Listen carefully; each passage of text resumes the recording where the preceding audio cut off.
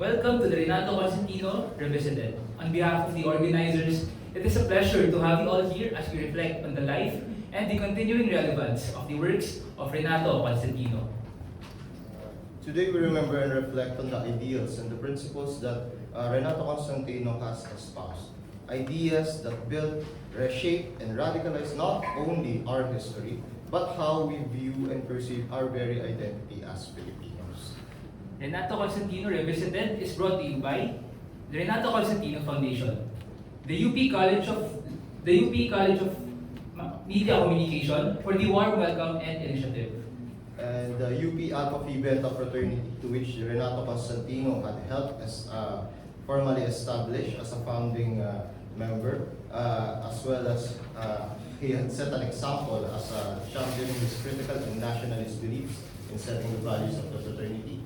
And of course, the Dean of the UP College of Media and Communication, our very own Dr. Matt Diosa V. Labiste for hosting and supporting this event. As we go through today's program, we also invite you to engage with Mr. Constantino not just as a historical figure, but as a thinker whose ideas continue to challenge us today. Throughout this program, we'll be sharing brief glimpses into his life as a historian, as a journalist, as a scholar, and as a public intellectual, whose works pushed Filipinos to question the dominant colonial narrative and has become a trailblazer of critical nationalist discourse. So as we begin today's program, we acknowledge the presence of Dr. Dean Labiste, whom we would like to call on now to give the opening remarks to formally begin today's discussion. Our guest, Dr. Raja Rashia, Dr. Rosalinda Ofreno, Dr. Renato Ofreno, Red Constantino, the Managing Director of the Constantino Foundation, the family of historian Renato Constantino, guests, students, good afternoon, magandang hapon po sa inyong lahat, maayong hapon sa inyong tanan. It is an honor for the College of Media and Communication to host this convocation to remember the eminent historian Renato Constantino and his wife Leticia Rojas Constantino. Through their books and scholarly engagement, they have given us so much by shaping generations of Filipinos who have embraced their nationalist views of history. If the Philippines have extraordinary political events like the First Quarter Storm, to recall a few of them, and the struggle against the Marcos dictatorship that culminated in the EDSA People Power Uprising, we can only credit them to the progressive historiography of Renato Constantino, which is Filipino-centric and oriented towards social transformation. A nationalist analysis through the lens of Renato Constantino is needed in this time to examine the geopolitical volatility, like the war in the Middle East, and the return of authoritarianism in the world, as shown in the particular punitive populism of Rodrigo Duterte, that have all of this reshuffled the politics globally and also in the home front. I will leave that to Dr. Rasha to discuss the ramifications of the current events in connection with the nationalist views of Renato Constantino. He's an expert on the topic, and we are all eager to listen to his lecture. But part of this task of welcoming you to this convocation is to express what probably is an urgent task of this college, which offers a journalism degree since 1966, when it was established as an institute and later elevated into a college. This college has yet to examine the journalism of Renato Constantino. And as a dean of this college, I have to say this with much regret. Of the numerous honor and recognition of Renato Constantino, one is often missed out is his journalism. He was a student journalist and said to the youngest editor of the Philippine Collegian, where he wrote columns criticizing the President Manuel Quezon. During World War II, he worked as a journalist. In the next 50 years or so in his life, he wrote columns for various newspapers and also for alternative or anti-Marcos press and mainstream newspapers. And his arrest during the Marcos Marshall years was in connection with his newspaper writing in the Week Forum, which was raided and shut down in 1982. In his introduction to a small volume, The State of the Philippine Press, published in 1983, Renato Constantino underscored the importance of the social analysis of the press. He wrote, "The press cannot be discussed without knowing the society of which it is a part.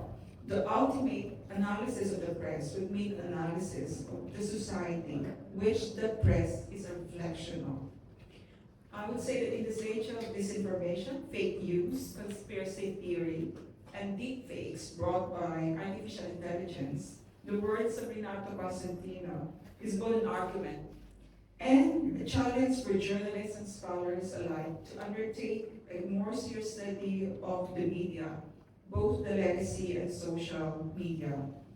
Which means that it is not too late yet for this college, which is his granddaughter is among its faculty, and this is also one of his granddaughters is our alumni. Is Carmina Constantino here? Yes. It's regarding to you. This college should commit itself to a scholarly engagement with the body of work of Renato Constantino as a journalist. On that regrettable note, but still hopeful for the possibilities, let me welcome you to this afternoon's convocation. Magandang hapon po at mabuhay tayong lahat.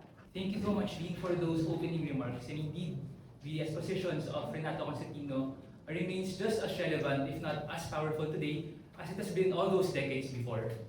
We would also like to acknowledge Asia-Europe Institute of the University of Malaya as one of our co-organizers for today's event. To our esteemed speakers, to those people who are with us today, we are honored to be joined by distinguished speakers who will offer their perspectives on Constantino's legacy and relevance in our present time. Our first speaker for today is a Harvard Rajawali Fellow and the esteemed Executive Director of Asia-Europe Institute, University of Malaya, to discuss the context or the relevance of Renato Constantino and the enduring work of the Journal of Contemporary Asia with regard to the development and peace in Southeast Asia. May we please give a warm welcome to Professor Renato Raja Racia.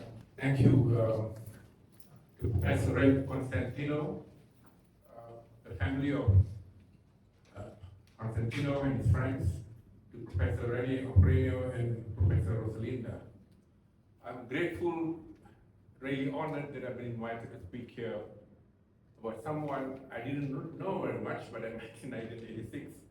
But having been in touch with most of his work now, since I was wondering how to bring me on. My plan earlier was to put them together, Bruce McFarlane and Renato Constantino. And then I realized the extent to which he had distinguished himself, not just as a journalist. Most of the time, journalists take a position, the way I've understood that. In here, I saw someone, because when I actually met him in 1986, two things he said in his opening speech. One of them was the election of Corazon Aquino. He says it has delayed Philippines 20 years, 2 decades of development, of progress. So I was surprised to see that, because just like the people on the road, I myself was also excited about it, of the change from Marcos. And then this is what Renato had to say. And that's the first one. The second thing he told was, because for some reason my own paper was dealing with Marx's criticism of mercantile capitalism.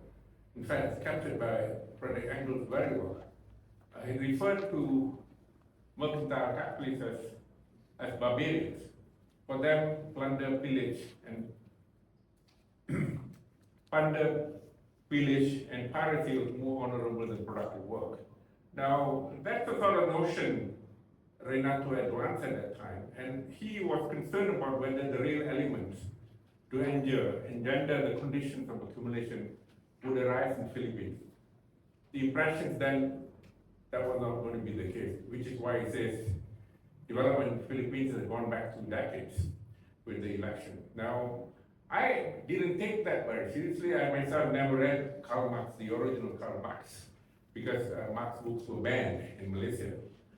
Bruce McFarlane told me to go and read them, which I read when I was a student at Cambridge.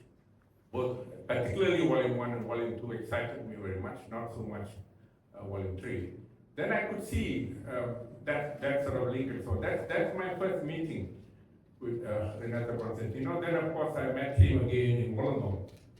Professor Renato was also there, both him and his wife.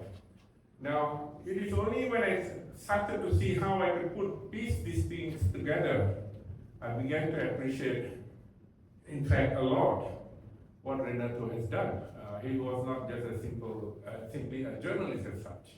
He was grounded on significant theory.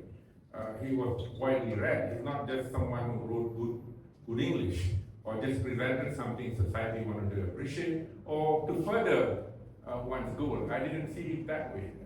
His book, 1970, excited me a lot in my quest to read his own publications. I had read Edward Said's Orientalism, very famous book, 1978. I had read Syed Hussein Alatas' 1977 book, Myth of the Lazy Native. In here I saw a book that much earlier, but not only incisive in the way it articulated about nationalism, but nationalism grounded on concrete development. And I felt that was really an exciting thing, which is why I felt it's pointless just putting Renato along almost like a footnote in Bruce's volume. I really felt he needed a book. And to also establish that line of thinking, he's one of the pioneers of it. Which is why now I wanted to mention my plan. And I'm not sure if Red would go with me. I am actually looking at a special issue of a good journal, where people who believed in him, people who see that it is worth not just for those of the past, but new students to understand what Renato stood for. That should be an issue. So I think, I no longer think about Renato as being part of the Bruce volume. I'm not sure Rene will agree with me, but we will mention him certainly, but there must be a special issue, not just about nationalism. You can have populist nationalism, which is what he referred to, Corazon Aquino's notion of, was largely populism, the way he articulated it, and the one that we think should be something that's concretized. In many ways, I would like to also mention that Marx never spoke about, or never did work on having a Wenger to represent the working class in that way. That was an extension by Lenin. That implies, that to a large extent implies, that the working class themselves cannot think for themselves, or at least are not at the frontier of articulating and bringing about leadership in a force that represents them. And that's why Lenin came out with the Wenger to do that job. Socialism as a period to do it. But I now, after reading Paulo Freire's work, Pedagogy of the Oppressed, as well as Frantz Fanon's notion that the poor can understand complex things, they could do things. I remember in one of the parts of his Pedagogy of the Oppressed, before he was jailed by Joe Goli, this is Paulo Freire, he mentions that if a worker is only going to carry bricks, put them on a wheelbarrow, or just drag the wheelbarrow to some place, that worker hasn't lived as a human yet, hasn't realized his creative sound. That clearly tells me that notion that you don't need a Wenger to lead the working class.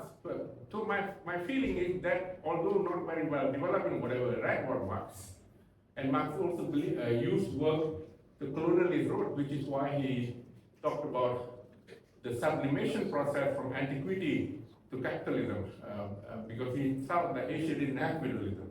And he referred to the Asiatic mode of production in that sort of sense. It's something which is transient, mercantile in some way. And mercantile capitalism was actually heavily condemned by Marx. And the way I understood Renato too, that's the same impression I have in the way the oligarchies evolved here, and the oligarchies that are now being supported by Trump. So my own feeling about this is I'd like to have an issue bringing out that sort of argument and also developing the notion that it's time for the working class. And the working class doesn't need a vanguard as such, something, and I must also say that I don't know how many of you read this book, The Disintegration of the Soviet Economic System. It was presented in '92 when the year I finished my PhD by Michael Ellman, jointly authored by Michael Ellman and Vladimir Kantorovich, where they actually mentioned Lenin actually recognized the failure of his attempt to bring about change in Russia. But led by Stalin had become too powerful. He couldn't do that, including the lack of rewards in farms, something that China managed to do subsequently to make that point. So my feeling is, I hope there will be support. We get a special issue to honor Renato, because my understanding now is he was much more far-sighted than just being the typical, simple journalist that people think in general terms. But in many ways, he understood economics in terms of bringing about economic way you can have real development. Just understand, 1950, Philippines had the highest per capita income in Asia, even higher than Japan. Japan had been destroyed by that. Korea and Taiwan were really poor at that time, highest at that time. 2022, Vietnam overtook the per capita income of Philippines. I've been seeing Philippines falling relatively all this while. So it's time that we look at and look back at what this important person, Renato Constantino, did, and think about ways where, and I'm talking about an economic revolution that frees all the cleavages that held the mercantile capitalists in many ways. They're now not just in manufacturing, they're largely in services, as Professor Rene mentioned yesterday. And of course, they are also in agriculture as conglomerates. These oligarchies, I feel, need to be treated in that way, and I hope that issue can bring about that sort of a change. Thank you. Thank you again for.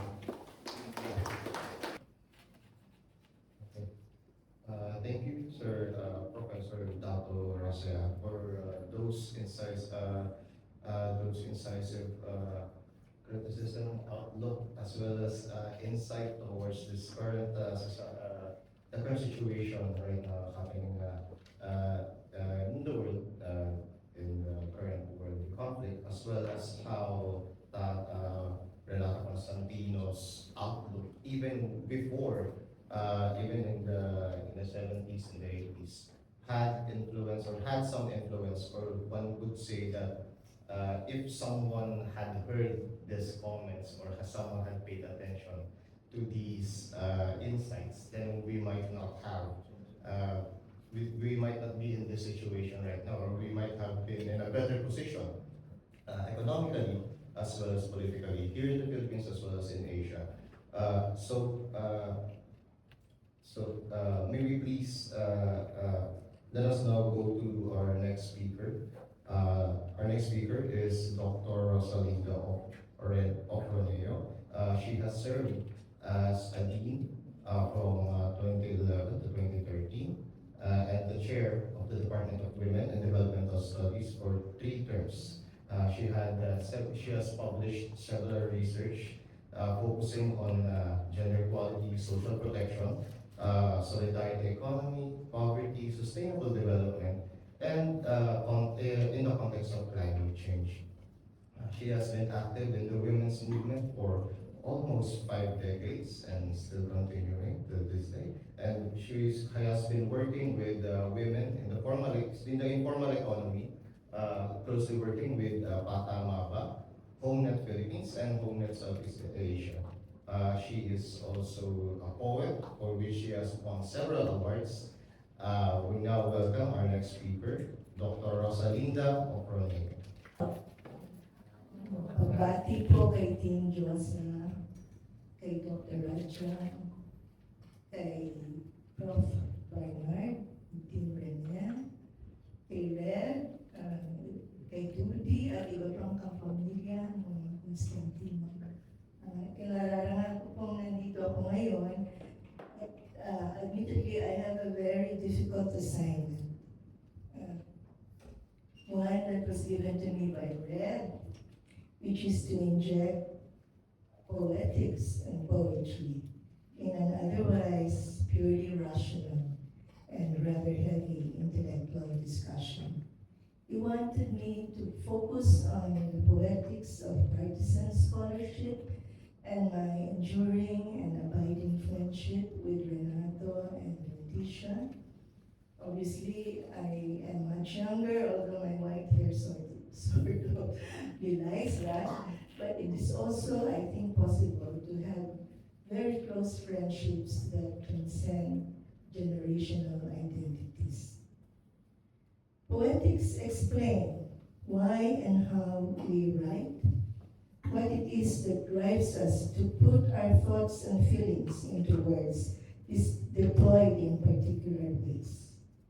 If you look at the expository, some say exhortatory writing of Renato and Leticia Constantino in this slide, we can sense its partisanship, its passion for justice and freedom, its devotion to a vision that is both beautiful and illuminating. And if we get to know the partnership of husband and wife behind the partisanship, we can see a mirroring of sorts. Love of country made stronger and firmer by love for each other, the family that sprang from that love, and a close circle of a few loyal friends, as Renato described them. I bring with me today 3 books, which perhaps qualify me to speak about my enduring friendship with Renato and Letty, which also best illustrate how and why I share their partisanship and their vision. The first one is entitled The Manipulated Press, A History of Philippine Journalism since 1945. Actually, my master's thesis for my MA in Communication earned from this college, and for which Renato, my mentor of 20 years, served as advisor. So, this is exhibit number 1, published in 1984.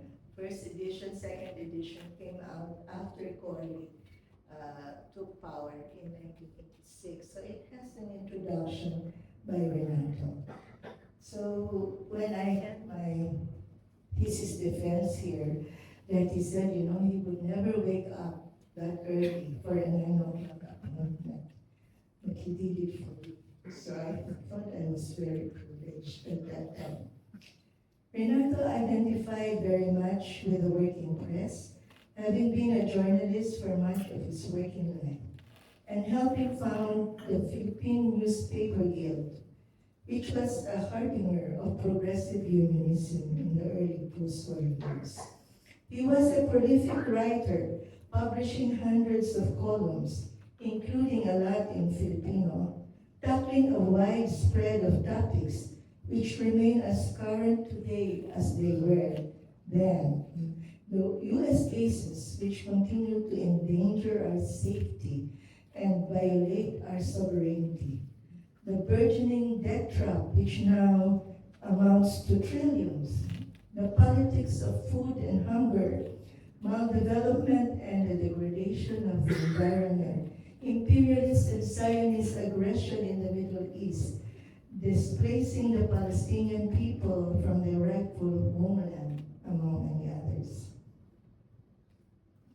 As Dean Joseph mentioned, Renato also had another book on the state of the Philippine press based on discussions with his fellow journalists in the National Press Club. But I do want to explain that that was Renato's way of producing more clarity by addressing not only censorship and other constraints imposed by martial law, but also exposing the power of big business and what he called communication imperialism. The latter was effected largely through the activities of transnational corporations, virtually monopolizing telecommunications, international news sources, film and broadcasting content, as well as advertising, resulting in a cultural conditioning process that had become an integral component of economic and political domination.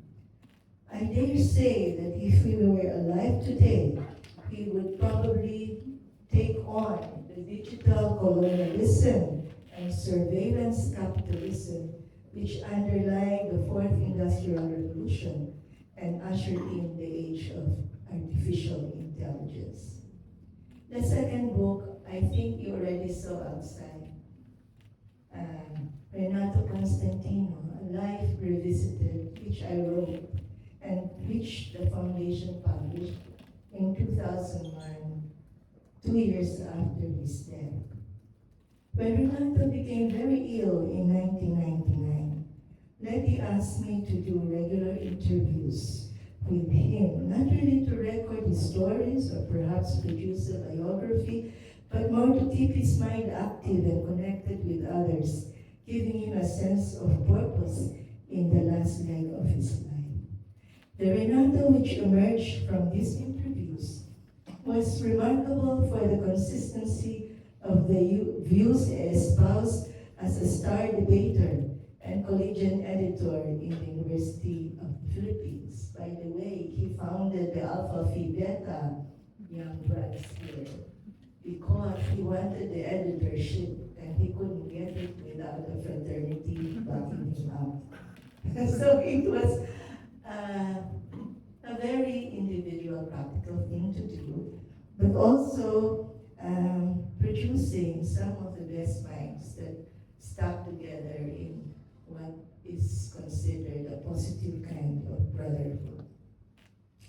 He was also, as we said before, a fearless journalist, a prominent diplomat, a productive curator and historian, and later a nationally and internationally recognized scholar and academic, which Dr. Raja has already expounded on.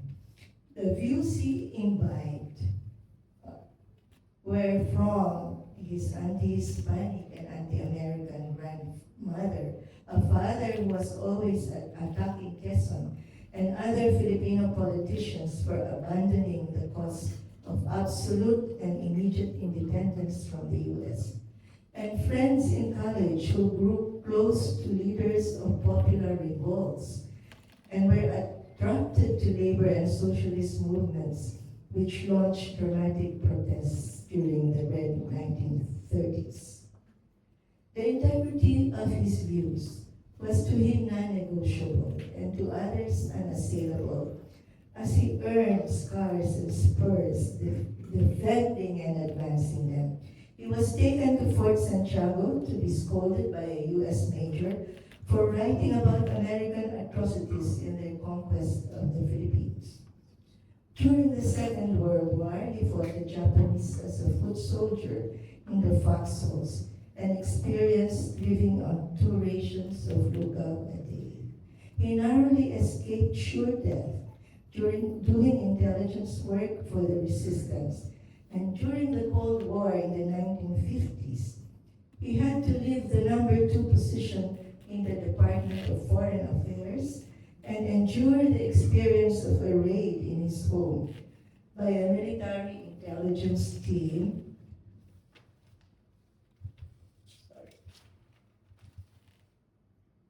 In the early 1960s, his name was dragged into the rabid anti-communist McCarthyite investigations staged by the House Committee on Un-Filipino Activities. There was a point in his life he could not find work, could not teach. He said he was booted out efficiently from university to university and could not write because he could not be published.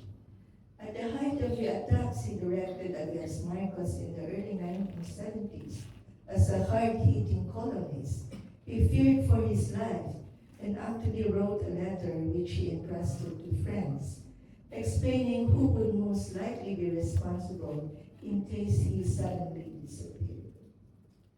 When martial law was declared, his name was one of the first on the arrest list, but the arresting officers took son RC, Renato Constantino Jr. instead. but Renato was placed on house arrest for many months. Ironically, the martial law period and beyond was very productive for Renato and Letty, aside from many other works and columns, including the Nationalist Alternative, in which I did some research. This work was actually cited by Red as having a lot of foresight, talking about renewable energy in the late 70s, transitioning from fossil fuel to solar and wind and wave energy. So he was, in a way, an environmentalist who had heart up 2 decades earlier than most. They published 2 history books, A Past Revisited and The Continuing Past, and also began working on a 3rd volume, which they called their 3rd child, The Present as Past. Their main thesis in all their historical works is this, that the people make history, and therefore history must be written from their own point of view. He talked about nationalism as the ideological base for national liberation. But national liberation is only a step toward real liberation, which will do away with all forms of oppression and exploitation. Renato's nationalism is light years away from that of Donald Trump. With the MAGA, Make America Great Again. This nationalism can have a very aggressive imperialist side, like the Nazi hordes of Hitler, like the war in the Middle East for the oil that can resist from the Iranians who have sovereignty over their resources. So that I will leave to the others to discuss the ideological basis of national liberation and social liberation. Mass nationalism believe in the working people's collective struggle, the way Raja said or tried to describe the empowerment of the working class and the peasantry should not come from a bunker, from an external force that, assume that they cannot think. We're not to believe otherwise, that they are the bearers of history and they can think and direct the struggle towards fruition based on their own experience on the ground. If most of Renato's works give the impression that he was mostly head and had little heart, that impression is mistaken. Was he a prisoner of ideology of the grim and determined kind, close to other ways of viewing and experiencing life? Wrong again. He imbibed and studied music from childhood, the first interest which drew him to Letty and she to him, for she could have been a great concert pianist if she had followed her first love. He dabbled in chemistry. Why? Because he wanted to concoct perfume for Letty. And then he was also an avid tennis player, habit he wanted to, make his grandsons also take up. I hope they did. He was also a gourmet who would walk the extra mile to find food that he fancied. And he would try his culinary skills, which he learned from his mother, to cook for Letty. The books which lined his library reveal a breadth of interest, transcending the limits of what men of his age would be able to tolerate, with most men anyway. Feminists like me, or I was then surprised to find the dialectics of sex by Shulamit Firestone in one of his shelves. Firestone believed in doing away with human reproduction, have test tube babies, reject motherhood because that is a barbaric experience of pain for women, and abolish the family, that sort of thing. So that was shocking even to the most non-conforming feminist of my times. But he had that book on his shelves. Despite his imperfections, for after all he was only human, Renato tried to live what he believed in as fully as he could and to make the best of what he had in terms of human relationships. He dared to love and dared to struggle, emerging from it all as victor and survivor. He bequeathed to his loved ones as well as to his people what he calls a usable life, which they could revisit anytime through his writings. The third book seems to be Red's favorite, my recently launched anthology of poems spanning 5 decades in Filipino and English, entitled Dahil ang Bukas ay Para sa Mapagkalinga. It is an overtly ecofeminist collection using a life cycle approach to reveal a woman's unfolding and differentiating sense of self. In this book, I mentioned the decisive influence of Renato's and then Letty's writings in the evolution of my belief systems, beginning with my rude awakening, reading Renato's essays as an adolescent, my ethical moorings, which prioritize non-negotiable integrity, and my understanding of society and how it changed and can change through time.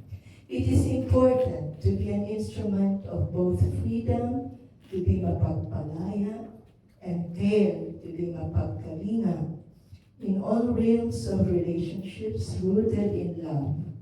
To be able to achieve what we long for, we need to keep the fire burning in our hearts as well as in our bellies. Renato and Letty kept that fire burning for country and people, fueled by their abiding love for each other and the cause they both pursued with single-minded devotion. In this sense, Renato and Letty may well be considered among the principal characters in one long epic poem about the birthing of a free and caring society, is still unfinished to this day. I offer the poem I'm about to read to Renato, inevitably also to Letty, without whom Renato would not have been who he was. It is also meant for their immediate family, close friends, and fellow travelers belonging to different generations who continue to be moved by their inspiring example. This poem will be considered, poets will consider this poem a poem in a hurry, not given enough time to settle and congeal into its most ideal form. But I would like to read it anyway in its imperfect manifestation because it comes from a grateful heart. So, here goes. You taught us how to fight with words, to root ourselves in previously untold stories of country and people you had laid bare for the first time, for all times, to capture the sheen of a luminous future from the darkened mirror of a usable past, almost overpowering the troubled present. You taught us how to fight with words, to be bold and daring, to engage in verbal combat, even with the high and mighty, defying the censors of the conquerors, enduring a long and costly witch hunt, being called un-Filipino, when just being a true Filipino, decolonized, once exposing recolonization.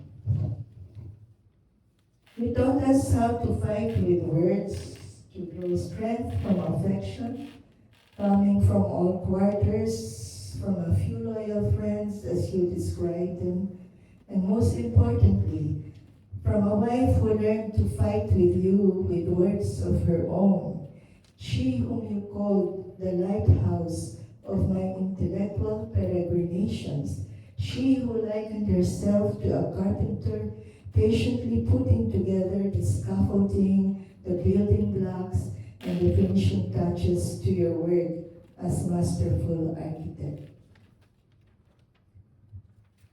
She who finally earned the title co-author, co-creator of Lives Entwined, Lives Well Lived, bringing forth children, grandchildren, and great-grandchildren by blood or by choice, who defend and continue to walk on the road you took, not usually taken, and learn to cherish the inner softness beneath the outer toughness of a battle-scarred warrior.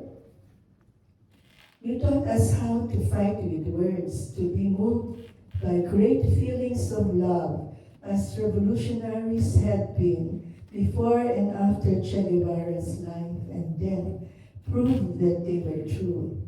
We hung by his words and yours, who showed us that transformative power can come not from the barrel of a gun, but from a skillfully wielded pen. Now that we are in an age when a new world is struggling to be born from the belly of the beast, and the monsters have come out, invading and marauding with no need for masks to hide their brutality and greed. You taught us how to fight with words as we continue to wage what are no longer lonely battles, fought not with arms, but with words like yours, imprinted in the hearts of warriors, the red-blooded young who are marching, and the old like us, wrinkled and wizened, who will never surrender our pens.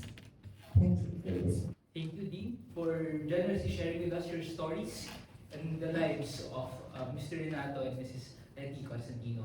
As a resident student myself, along with the great many of our guests here today, it is really enlightening and refreshing to hear about your experiences, not merely as the towering academic figure which they are, but also as students and as activists that have come to shape the very struggles that you have helped us understand. Indeed, the fight against social inequalities and the dangers of fighting for a better future against imperialism, against neocolonialism, and for a truly nationalist culture in the Philippines is not merely conferred to the past. It persists even in our present time.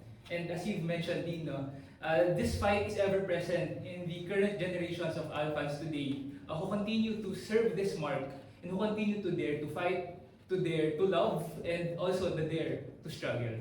For those who are interested and whose interests have been piqued by the discussion of Dean Araneo, copies of these books are available in the registration booth just outside. Just feel free to reach out in our registration booth. Now, to introduce our next speaker. Professor Bernard Carganilla is a columnist of Malaya and a contributing author of The West and the Philippines, 1521 to 1957, a parallel history. Professor Carganilla is also the corporate secretary of Hunters ROTC Historical Society and the coordinator of the UP Manila Masters of Management program. Here now to deliver the talk entitled Writer of History, Witness to History, and Maker of History, Renato Constantino as guerrilla and historian. May we call on Professor Carganilla to take his seat in our long table as we call on his representative to this pulpit to deliver his prepared discussion. Sirs? Hapon sa ating lahat. I'm Manuel Renato and I'm the representative of Professor Bernard Carganilla today. He's unable to speak because he is losing his voice, so it's a privilege for me to be his voice for today. Renato Constantino, World War II hero, the anti-imperialist. Even without meeting or interacting or being mentored by him, one can, with diligence, assemble a pattern of thoughts on Japanese imperialism. He was, for starters, a delegate to one of the pre-war Philippine-Japan Student Conference in Tokyo, April 15, 1937, the first Oriental Students' Conference, where a cop yelled at him for rubbernecking as the procession of the Tenno Hirohito ran through the streets of the capital. witnessing Oriental despotism in action. Next, we have this wartime entry from the diary of Felipe Buencamino III, March 14, 1942, Bataan, Headquarters, MIS. 3 UP boys are here. They are Angel Paking, Teddy Lansang, and Renato Constantino. They want to join our service. They are sergeants. Leone was indifferent about taking them. What can these UP boys do anyway? He asked Fred jokingly because Fred comes from UP. The general asked me if the 3 fellows are okay because he does not know them. I told them the 3 were good writers and editors at one time or another of a paper called Collegian. I told the general to take them in and I would answer for them because I believe they are intelligent fellows. I pointed out that maybe we could use them for some mission in Manila. The 3 UP boys are all right. They are regular fellows. I don't know why there is so much tiff between the Gidon and the Collegian. It's just a case of not knowing each other. Constantino showed me a diary with a drawing of his girl's face. He is in love with her. I think she is a niece of Speaker Rojas. Lansang sketched her face. When Bataan fell, Constantino was in Manila on a behind enemy lines mission. Later, he would rejoin the Open Society, marry his sweetheart, and build a family. But he never left the military intelligence service. It was a cat and mouse game, and there were a few close calls. When his unit was rolled up by the Kempetay, he joined the guerrillas. Thus, the deadly game was played until the first quarter of 1945 when Manila, after a month of Japanese rampage, was recovered by the Allies. By the third quarter of the last year of World War II, Constantino was no longer a CEGP activist, but a full-fledged member of the Fourth Estate, Samples. In Ideological Battleground, Philippine Foreign Affairs Review, Volume 1, Number 1, July 1945, Constantino examined the Polish question as a determinant of Anglo-American-Soviet collaboration. In Functions of Leadership, Philippine Weekly, issue number 2, July 1945, he opined, "For if democracy is to remain a democracy, leadership must be based on a proper understanding of the masses." 13 days after the voice of the crane warbled over the airwaves, Imperial Rescript of August 15, 1945, aka Hirohito Surrender Broadcast, Constantino penned the editorial for the Express, Volume 1, Number 39, August 28, 1945. In the civilian and guerrilla resistance against the enemy, the masses realized the value of cooperation in different guerrilla groups. It recognized and re-recognized the strength and the benefits of unified action.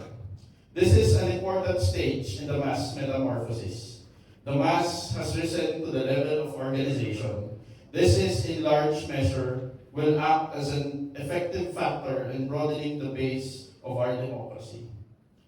This was an astute analysis of the essence of the mass-based guerrilla movements of the Philippines and a portent of the added qualification for wannabe officials in the immediate post-war establishment. What did you do during Japanese occupation?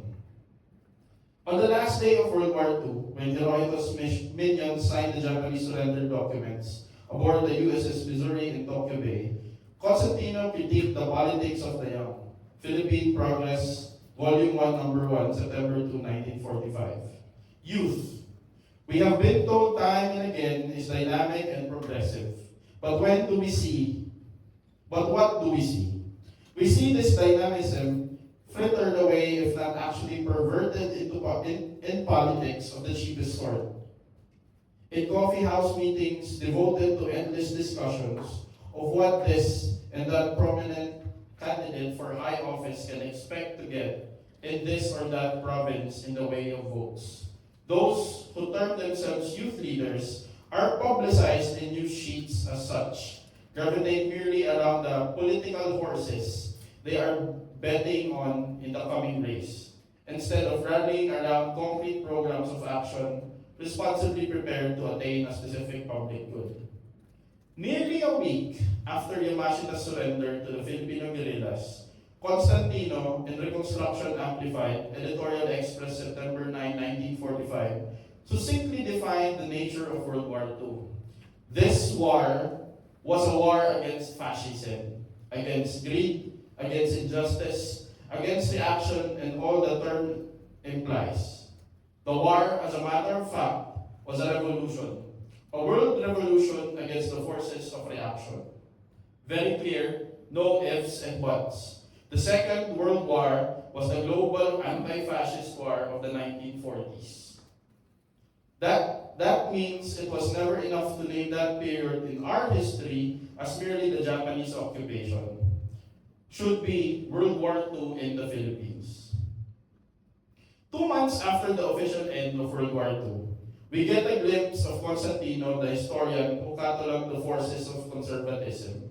The Sunday Post magazine section, November 4, 1945.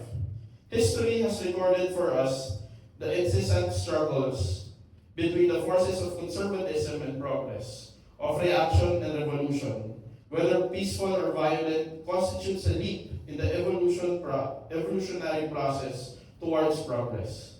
Conservatism inevitably culminates in reaction and strives to maintain the status quo, nay, brings back the past with the result that man suffers maladjustments due to the imposition of outward ideologies on a society so different from that which gave rise to these beliefs and ideals that whereas they were the mainstay of our forefathers, they now serve merely as fetters to our progress.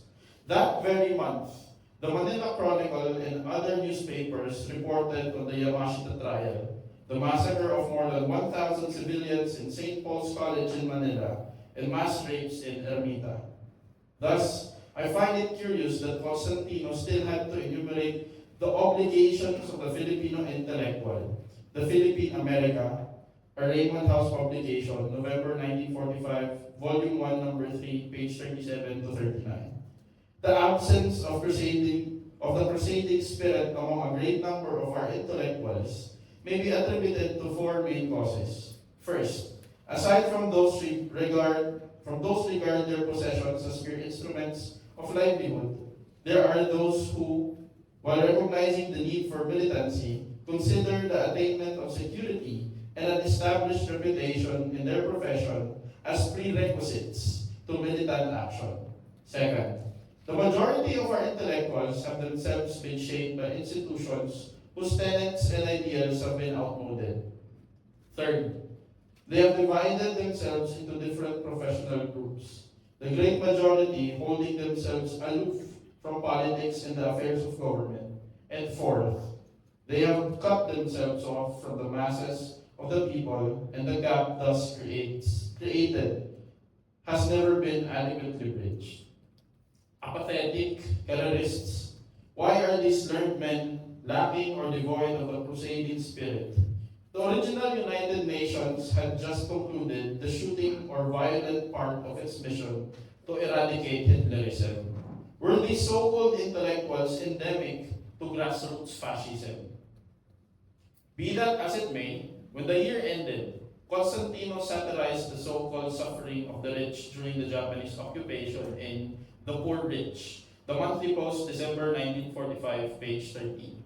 They, the poor rich, are so much in love with the non-essentials. They have been so taken for granted the essentials of life that the non-essentials have become the essentials. And since desire begets desire, the non-essentials pile up till their life is cluttered up with them. So these poor rich suffer more acutely perhaps from the lack of the superfluities, which to them have become the necessities of life. The rough draft of history, courtesy of Constantino. In the immediate post-war period, we also begin to see more clearly the evolution of Constantino as the foremost intellectual of Philippine self-determination. Consider his take on progressive nationalism, the Sunday Post magazine section, January 13, 1946, page 2 to 3. That there are different kinds of nationalism. A. Japanese fascism. The Japanese fascists and warlords, under the guise of intense and fanatical nationalism, led their people into a war which resulted in the conquest and enslavement enslavement of other Orientals on whom they imposed ideals, traditions, and institutions in general alien to the latter's mode of life. B. Western imperialism. A greater contradiction between the principles of nationalism and the selfish interest of those furtherance the nationalist sentiment is evoked in the majority of the people of a country was England, struggling for what she called her national survival against the Nazi juggernaut and the Japanese war machine, and rallying to her support an enslaved and exploited India. Obviously, the contradiction lies in what Britain is pleased to call her national survival is predicted on the continued suppression of nationalist India. C. Sane nationalism for the Philippines. Just as the strength of a country lies in the united spirit of its people, so the true culture of a nation springs from the collective effort of the majority. Both can be realized only when the barriers between the exploiters and the exploited are torn down and the nation is provided with a driving force toward complete unity in form of a more equitable distribution of wealth and leisure. More particularly, Constantino is the foremost critic, analyst, and explainer of Japanese imperialism and its effects on Filipinos. In fact, I first grasped the reality that education is a weapon from the third section of The Miseducation of the Filipino, Weekly Graphic, June 8, 1966. Capturing minds. The most effective means of subjugating a people is to capture their minds. Military victory does not necessarily signify conquest. As long as feelings of resistance remain in the hearts of vanquished, no conqueror is secure. This is best illustrated by the occupation of the Philippines by the Japanese militarists during the Second World War. Despite the terroristic regime imposed by the Japanese warlords, the Filipinos were never conquered. Hatred for the Japanese was engendered by their oppressive techniques, which in turn were intensified by the stubborn resistance of the Filipino people. Japanese propagandists and psychological warfare experts, however, saw the necessity of winning the minds of the people. Had the Japanese stayed a little longer, Filipino children who were being schooled under the auspices of the new dispensation would have grown into strong pillars of the greater East Asia prosperity sphere. Their minds would have been conditioned to suit the policies of the Japanese imperialists.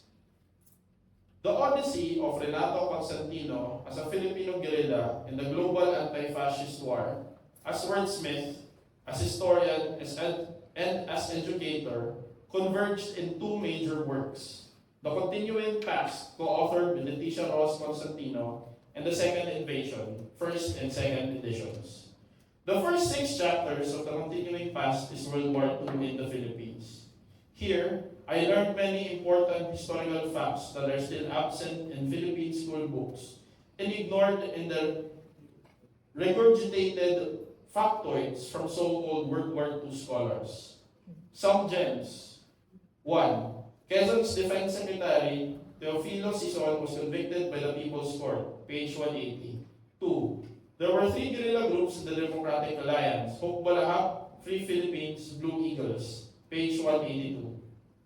3. According to Emilio Aguinaldo, Manuel Roas was, quote, hope of those who face prosecution for treason, page 185. 4. Don Vicente Madrigal prospered during the Japanese occupation and was subsequently imprisoned for collaboration, pages 186 to 187. As for the other major work, the Second Invasion was supposed to have a third edition. Constantino never neglected the evolution of Japanese imperialism. Following the twists and turns in LDP politics, reading the Japanese dailies, visiting Japan, I was privileged to accompany him in the spring of 1993, interviewing PM Hosokawa, exploring the temple of the 47 Ronins. Moreover, Constantino monitored and commented on World War II related events, in the last decade of the 20th century. 1. Omnibus Moves, Manila Bulletin, April 17, 1994, Critique of Osakawa. 2. The Reoccupation, Manila Bulletin, July 27, 1994, Lady Landing. 3. Expanding the UNSC, Manila Bulletin, October 16, 1994. Japan does not deserve to join the United Nations Security Council. Number 4. Footnotes on Leyte, Manila Bulletin, October 23, 1994. 5. Junior Partner, Manila Bulletin, October 10, 1993. Japan's role. 6. Evading Responsibility, Manila Bulletin, January 11, 1995. Japan's forgetfulness. Number 7. The Victors, Manila Bulletin, August 13, 1995. Hiroshima. Number 8. War Compensation, Manila Bulletin, August 16, 1995. In addition to the continuing past and the second invasion, Constantino's third major work on this subject is Fascism, Prospect and Retrospect, which came out in the ferment of the pre-martial law period. It was badly needed at that time because activists were quick to label any enemy as fascist. I even read the manifesto on a leaflet of that period identifying state fascism as one of the 5 ills of Philippine society, the other 4 being American imperialism, domestic feudalism, bureaucrat capitalism, and Japanese militarism. Fast forward to the late 80s, early 90s, when my professor mentor asked me to suggest a work to be reprinted. It was Fascism, Prospect and Retrospect, which I named. In 1992, Constantino brought Angelito L. Santos, Joan Orendain, Helen W. Mendoza, and yours truly together as co-authors of Under Japanese Rule, Memories and Reflections. FHL Roderick Hall describes the book as follows: 4 pieces on the Japanese occupation from different perspectives. Santos's chapter, Gleaning from a Cruel War, attempts to provide a framework to the experience using a few interviews and his readings on some relevant works. Orendain, Children of War, presents the Japanese occupation as seen by children and youth. She was one of them. Mendoza's chapter, Looking Back, Days of War, is in 3 parts. The first are glimpses into the death march from eyewitness testimonies. The second is the saga of 4 brothers arrested by the Kempeitai, and the third is on her family's experience beginning in Zamboanga and evacuating by boat to Iloilo and then on to Luzon. The last chapter, Witness, by Bernard Carganilla, shows how the students' perceptions of the war differed from their elders. He tried to make the students discover the truth by interviewing eyewitnesses of the occupation. This article presents highlights of these interviews, dividing them into common experiences: the start of the war, Nipponization, ethnic stories, women in war, friendly Japanese, and others. The 4 essays were written and compiled in an effort to keep the lessons and memories of the war alive, and to particularly show the Filipino experience to Japanese. Jedi Master Qui-Gon Jinn on mentorship. Teaching is not just about imparting knowledge. It's about inspiring growth. Hence, more items in the Constantino product line. 1. Chutada Mamuru, a preliminary study of Japanese-Filipino joint ventures. Foundation for Nationalist Studies, 1978. Alan James S. The Radical Left on the Eve of War, a political memoir. Foundation for Nationalist Studies, 1985. Balescas Rosario P. Filipino Entertainers in Japan, an Introduction, Foundation for Nationalist Studies, 1992. I miss the master. Sharing Professor's speech with us. And thank you for sharing that slice into our shared history as well as a rather different account of Renato Constantino as a warrior, as a guerrilla fighter, waging war not only for Philippine independence, but also in a greater war against global fascism, and how this fight has influenced his outlook, evidenced by the published works. As students of this university, most, if not all of us, are familiar with Constantino's books and criticisms, especially to the situation of the Filipino, which I believe is mandatory reading in some courses, some classes in this university. Through this, though physically no longer with us, Renato Constantino's writing allows his thoughts, his ideas, his version of naturalism to live within each and every Iska and Filipino who encounters his work, especially those among this room right now. Uh, Truly, he is a scholar, a leader, a warrior, and a gentleman. The next speaker for today is a professor emeritus of the UP School of Labor and Industrial Relations, formerly the dean of this institution, and the president of the Freedom from Debt Coalition, the Integrated Rural Development Foundation. He has been published and contributed to numerous studies on labor and climate's effect on the same, and a witness to Renato Constantino as a friend, a brother, and an ally. To discuss Renato Constantino's missing element behind the country's underdevelopment and accelerating industrialization of our Southeast Asian neighbors, please welcome Dr. Rene Orfred. Gandang hapon po. Brother Renato was a member of the dissertation panel for my doctoral dissertation, labor and Philippine economy. And I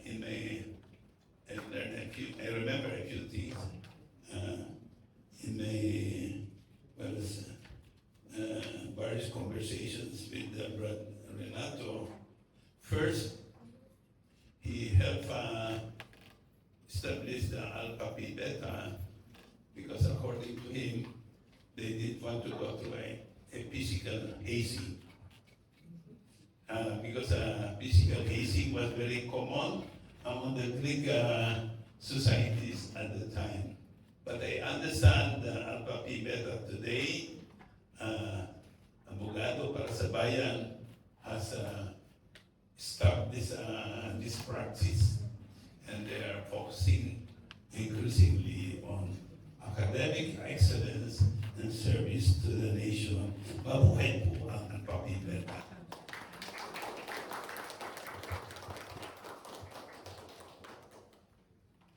Well, Renato has written so many books and pamphlets.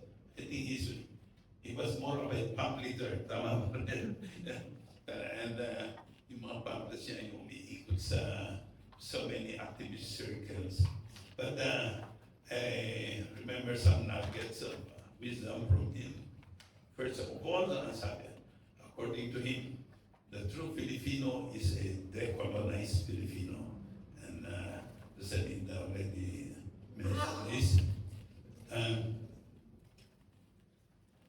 Second, it's very important in relation to the EDSA people power. At that time, this was not a popular thing to hear, but now it's proven to be very correct. When the EDSA people power revolt happened, he told a group of activists, including myself, that you see, this revolt is nothing but a restoration of free martial law elite democracy. Grabe. Grabe yung But at that time, siyempre, it's like a blasphemy. But you see, ganun katanas. Very, very sure. And of course, the third one, which I would like to elaborate, is based on our conversation, the economic crisis of the Philippines is rooted on the lack of nationalism on the part of those governing this country. And that's what I would like to elaborate. Just a few slides, less than 10, or I think it's 8 slides. First, this is the situation in the country. In 1957, the World Bank wrote, and I have a document of this, the Philippines was second only to Japan in industrial dynamism in Asia. But Renato told me yesterday, he has a document showing that in fact, the Philippines was not ahead of Japan in 1950-51. Of course, Japan was like badly devastated with atomic bombs. And then, and did this happen? In terms of per capita GDP versus Asia, you see, in 1980s, we were bypassed by the Asian leagues, Hong Kong, Singapore, South Korea, and Taiwan. 1990s by Malaysia and Thailand. 2000s by China. China's per capita was just a fraction of the Philippines in 1980, by the way, but it was so rapid growth. And 2010s bypassed by India and Indonesia, and right after COVID, we were bypassed by Vietnam. Tomorrow, I don't know, by Bangladesh or Cambodia. Next. Now, what really happened in the 1950s and 60s? Because the 1950s, 60s were decades of double-digit industrial growth in the Philippines. It's still unparalleled. Now, there was a surge in nationalist industrial spirit. There was members of the Nationalist Economic Protectionism Association, NEPA. It was founded in the 1930s, and landed capitalists who were asking for immediate independence. So they took advantage of the import substitution industrial program, which the Americans allowed, because after the war, the Americans opposed any kind of protection for Philippine industries. But because there was a threat of hawk uprising in 1949, 1950, they relented to the demand of the Filipinos to, well, let's have this import substitution program, which was adopted, by the way, by almost all Asian countries, by almost all colonies which became independent after World War II. And one of the prominent leaders of this NEPA was Senator H. Puyat. And in the 1950s, I was surprised. After the early 60s, some schools were singing NEPA songs about Philippines becoming a strong and progressive country. And there was this governor. To me, he's a very nationalistic governor. In fact, he resisted IMF intrusion throughout this term up to 1962. And he allocated dollars, because at that time it's very difficult to get dollars to import anything, only to those investing in new and necessary industries. Do you know that in the late 1960s, the Philippines, well, some Filipino industries developed to the point that they were already toying. In fact, they have some prototypes of car bayan, Filipino cars, and truck bayan, Filipino trucks. These were 2 decades ahead of South Korea's effort to develop their car industry. Okay, next. But we have to admit, the industrial growth during the import substitution period, 1950s and 60s, was highly import dependent and suffered from limited technology. Most of the industries set up were in light assembly work, dependent on imported raw materials. So there was no depth in the industrial structure. And this is the reason why in 1957, Senator Claro and Recto, comrade, very close comrade of Renato Constantino, thundered, "We are free politically, but we are far from being free economically." And this is why he called for integrated and full nationalist industrialization, able to produce for the country. Well, you should have, if you have light industrialization, the inputs from the medium, the intermediate industries, and then the intermediate industries should be getting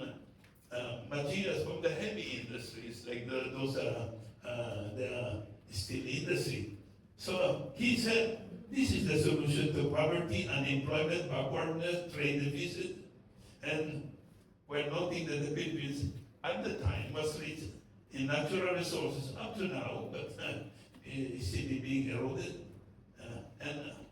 We keep on, but you notice that we keep reciting all these problems all this year. In 1958, the call of Rector and Constantino for full economic freedom found expression in Carlos Garcia's Filipino First policy. There was a resolution for a Filipino First policy providing preferential treatment to Filipinos in business. Okay, next slide. But it was a short-lived development. Reactionary forces countered the Recto Filipino First movement. The American Chamber of Commerce and U.S. Embassy were very angry. And they called the Filipino First program communist-inspired. Just like what Rosalinda mentioned, what happened to Renato when he was being witch-hunted during the 1950s and 60s by the U.S. Embassy and the CIA. Carlos Garcia retreated. And then the U.S. Embassy, they supported José Capagal to become president, whose first act was to enter into a $300 million loan agreement with IMF World Bank. The conditionalities included peso devaluation from 2 pesos $1 to 3 pesos 50 to $1, and the lifting of import and foreign exchange controls. That's why in the book of Alejandro Lichavo, hundreds of Filipino enterprises immediately collapsed after this Macapagal Act.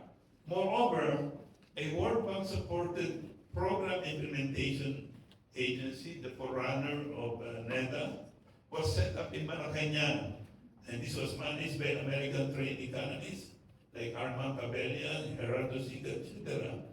And the first report of this PIA, the role of nationalism shall be considered a minor factor in economic planning and development. Now, the martial law was declared in September 1972.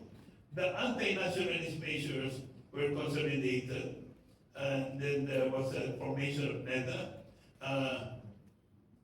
Of course, PIA was transformed into NEDA, and then in turn, NEDA saw the strengthening of relations with IMF World Bank. They formed a consultative group of creditor countries for the Philippines. So JICA, USAID, and all these bilateral, multilateral institutions coalesced with this under the consultative group of creditor countries. And the World Bank declared the Philippines as an area of concentration. That's why we borrowed and borrowed and borrowed for infrastructure in the decade of the 70s. That's the cause of the debt trap in the Philippines.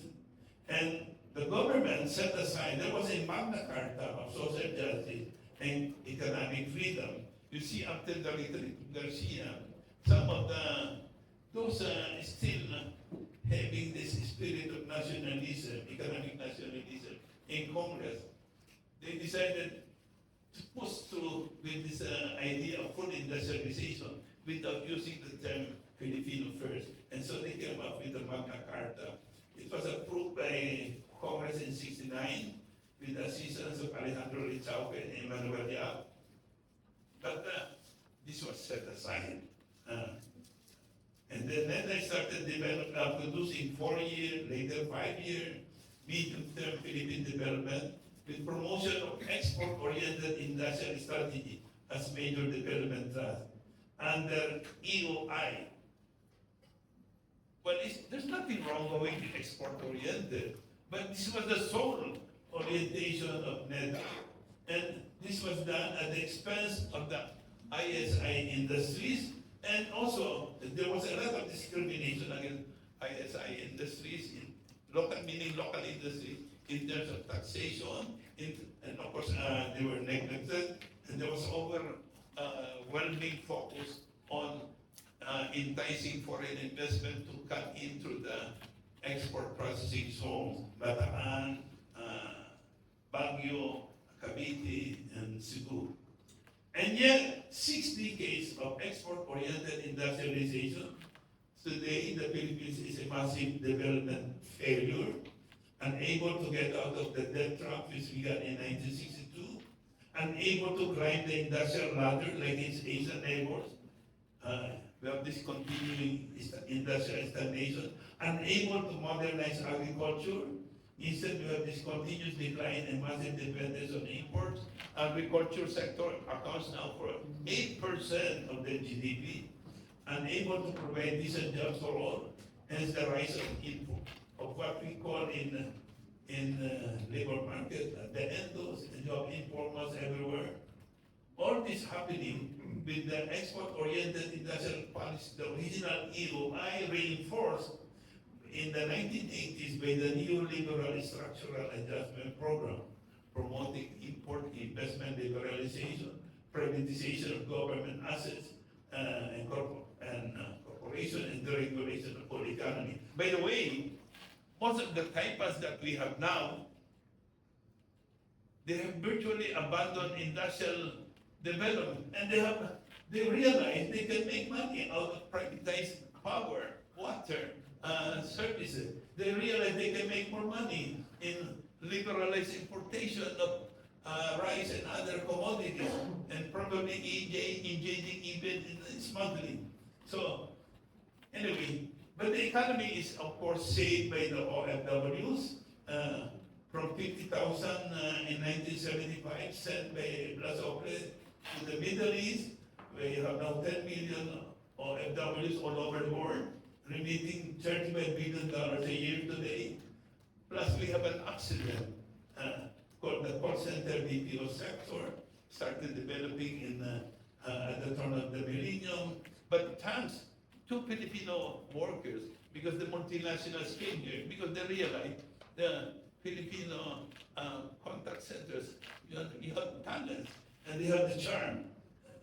Now today, many neoliberal economies now admit there was a failure of industrialization in the Philippines.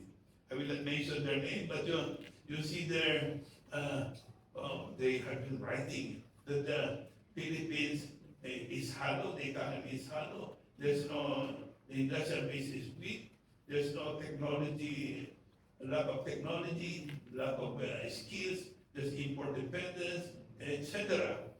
And yet, there is no formal acceptance of neoliberal mistakes, no apology for subservience to the IMF World Bank dictate, no acknowledgement of the commission of the original sin that caused Philippine economic debacle, abandonment of nationalism. In the first place, they forgot that industrial policy has a nationality. So I'm shocked to read those who are championing industrial policy today, talking about the need to strengthen local industry, local capacity, well, welcoming, open the doors, the windows to foreign investment.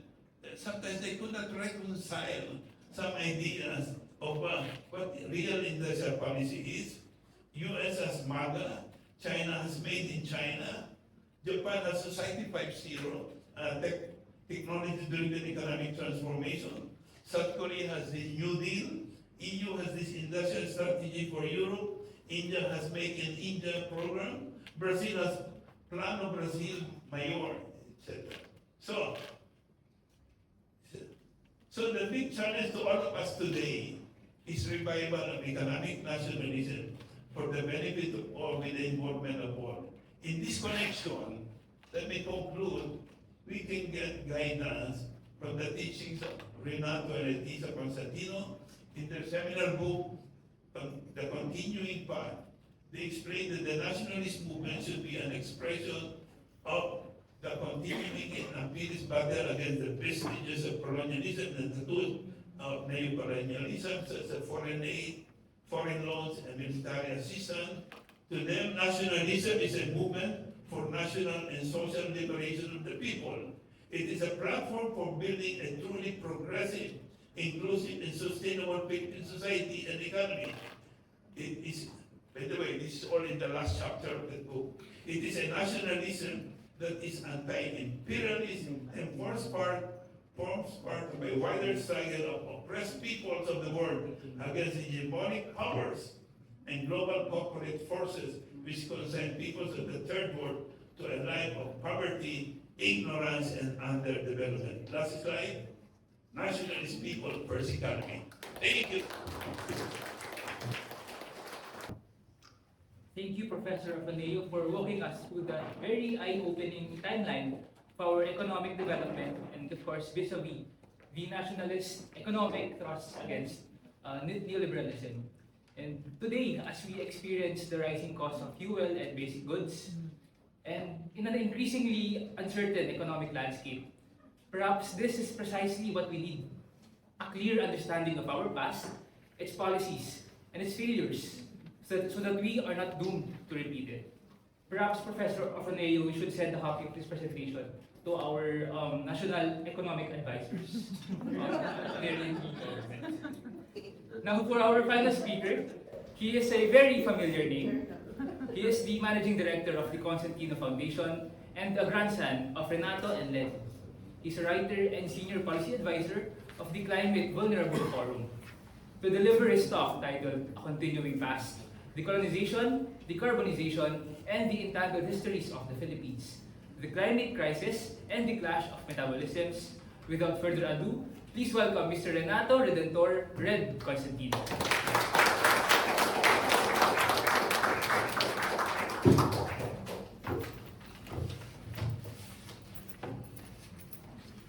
Maraming salamat.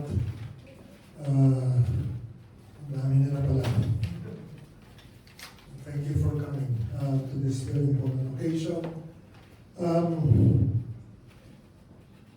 Dean Josa, as I said earlier, dami niyo pong fans club sa Negros at sa Iloilo. Kinakamusta po kayo. Mga troublemakers po lahat sila. So, mukhang mga tunay na mga kaibigan. And our esteemed friends, Dr. Rasya, Karine, Bernard, Tita Inday. Hindi ko alam kung naalala niyo yung estudyante niyo po ako dati. Pero tahimik lang. This convocation is timely, but also, I think I told Karen Josa earlier, it's also a bit weird for some traditions in UP Diliman. The Department of History has made it often a practice to dismiss Renato Constantino. He's not a historian, he's just a journalist. Bakit ba siya nandito? People talking about him. And then I've also heard a number of friends from journalism. What the hell is a historian doing in the journalism field? Doesn't belong here. As my grandmother, who he worked with very closely, would say, what is wrong with these people? We need to use everything in the toolbox. Which is what I think most of us, I hope, share. This last presentation, I hope, will provide a different perspective. I can talk to you about how prescient Renato and Letty were. Renato, for instance, wrote in 1979 a book that you'll see outside. Just as an example. 1979, almost 50 years ago, he was already calling for an energy transition. Solar, wind, geothermal, hydro, moving water. Climate science wasn't mainstream yet then, but he was already talking about the necessity and urgency of an energy transition because of the pain that we're all feeling today, which is volatility. That has always been the twin of dependence on fossil fuels. And he was talking about a switch to renewable energy because of things that we also require now which is the economic benefits of clean air and clean water. My grandmother I worked with, and it's a matter of luck. I often keep my friends and people I meet early because I never forget that everything that myself and my family have is because of the work that they've done. So, sabi ko ako rin, marami kami nepo babies din kami. Pero nagnanakaw ng ideas sa iba para ibahagi, hindi para sarilihin. I can tell you about these things, but I think I opted to share what I think is more important than their projections. And this is about the narrative of history, about the concept of a usable past that they champion. Because this is their response to something that they've always rejected, which Dr. Razia and Tita Inday had mentioned earlier, a rejection of the vanguard concept, which assumes that the poor cannot think or cannot think on their own, and that an advanced guard is required. Without history, you will always need someone else to teach you. 2 days ago, I was with another group of friends launching a report on bridging opportunities of technology and development between the Philippines and Southeast Asia and China. And I was reminded by a colleague who is now a senior official in the Chinese Renewable Energy Industries Association, that I had worked closely with their boss, who is now retired, in 2005. Because that boss, Li Junfang, had asked me, and I worked with him closely, to help develop the renewable energy wealth of China in 2005, when they were just about to launch the renewable energy law. They moved ahead. And if we have petro states today, they are now an electro state.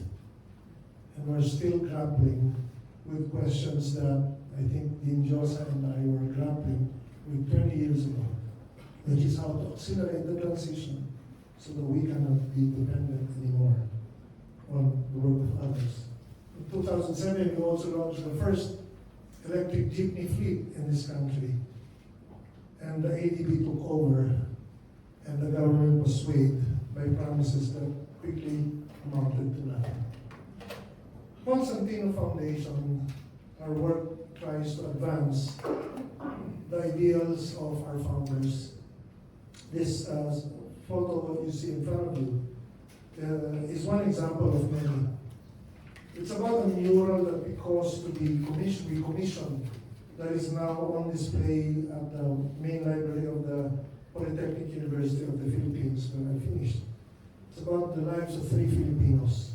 Leonard Ko, people's botanist, murdered to now justice is elusive. Mario Orosa, captain in the underground resistance during World War II, food scientist. And Eduardo Quisimbin, orchidologist. The mural challenges the views of many, especially in PUP, because the title itself was a provocation. The title of the mural is Mga Revolutionaryo. And I think some activists were freaked out because they're used to revolutionaries that are armed. And our point was, in Filipino, bakit ang mga revolutionaries atin, yun lamang mga pumapatay? At hindi pwedeng tawagin revolutionary yung mga nagbibigay buhay. Pati sa mga hindi tao. And that's why we have this mural commission. An orchidologist whose name was named, several flowers, orchids were named after him, including Leonard Ko, pati mga hayop named after him. Maria Rosa was more than just inventor of banana ketchup. She saved the lives of so many, killed in the last days of World War II by American shrapnel. A redefinition of what heroism and revolutionary, the tag revolutionary, really, how it's really defined. Similar, for instance, to this tree. You see the same tree in two photos. Same tree that I only encountered in Bali. It's actually composed of 3 trees that came together as one. Dalawang native ficus at isang native sa kanila, Alstonia scolaris. In the Philippines, we call it dita. 3 trees that became one tree. Dita is the one that goes up very, very tall, which is, in a way, a conception that Renato and Letty tried to propagate in their works, which is, do not focus on single personalities, but focus on the entire process. See the tree instead of just 3 separate trees, especially when it comes to our heroes. Some time ago, when I worked very closely with my father-in-law, ang tatay na aking asawa na may bahay na nandito ngayon, ang kababatang kapatid niya ay isang graduate din ng CMC, si Maki. My father-in-law's name is Nestor Pulido. He was once the mayor of Anda in Pangasinan. And one day he asked me, papagawa ako ng monumento. What should we make a memorial? And I said, make a memorial that is unique to the entire country, that tells people how history is really. And so it remains, I think, the only memorial, the only monument in the entire country that has 4 people in 2 personas, Rizal and Bonifacio together. Dalawang Rizal, dalawang Bonifacio. Only monument in the entire country where Bonifacio is reading a book instead of just holding a pistol or a blade. And he's reading a book as Rizal leans on him after he was shot. And in the other part of the tableau, he's holding his blade while Rizal is reading. In a way, showing that our heroes actually stood on top of one another and they worked together. Hindi sila nagsasabong at hindi sila dapat pinagsasabong kung nais natin maintindihan ang kasaysayan. Ang kasaysayan na mas makulay sa assumptions ng nakararami. For instance, like this image you see, the image of a Manila galleon, which most Filipinos probably know, but very few know as well, that when you say use everything in the toolbox, that includes science and poetry and literature, as Tita Inday said earlier. The Manila galleon trade would not have been what some have called the first wave of globalization, if not for the Philippines. Because they long used Baltic wood, which the Europeans discovered would only last a few years, if not just a decade. At tinatabla ng mga kanyon. And then they discovered Mulawe, Bitaog, Lawan, Nara, Banaba, which would last 60 years at least, if not more, and repel cannon shot. And thus, the forests around Cebu and the Cavite shipyards were lost. And what remains was finished by American timber companies. So without our forests, the first wave of globalization and the subsequent waves would not have happened. Native trees, botany, biology, and Philippine history can go together. History is interesting also because when you look at certain chapters, you see, for instance, that in 1912, a similar storm ravaged Leyte and Samar, killing thousands like Yolanda did just 100 years before. Very interesting. Or the fact that scientists like Svante Arrhenius already asked the basic question on climate. In April 1896, the year of the Philippine Revolution, asking the basic question, whether the mean temperature on the ground in any way is influenced by the presence of heat-absorbing gases in the atmosphere. Climate science is not new, but it is what the fossil economy and the fossil fuel companies have been trying to suppress. 1896, 130 years ago. But you would not know it because much of the left have forgotten this as well. I don't know of any left organization that celebrated the 150th birth anniversary of Oriang, the revolutionary, and Pinkian, the revolutionary, or Pedro Abad Santos, the person, the Filipino, set up the Socialist Party of the Philippines. None. I don't know of any who is preparing to celebrate the 130th year of the Filipino Revolution. Memory, makakalimutin ng bayan, pati ang mga guro at mga kawani at mga nasa kilusan. Kailangan natin mabago ito. Thankfully, history is also very interesting if you teach it and show it in the right way. Many of you perhaps may already know that Jobos, for instance, the dye, actually is from an actual company. Jobos, dun sa mga old school, if you wanted to change the color of your fabric, paki-Jobos muna. But it was a company that's called Joe Bush originally.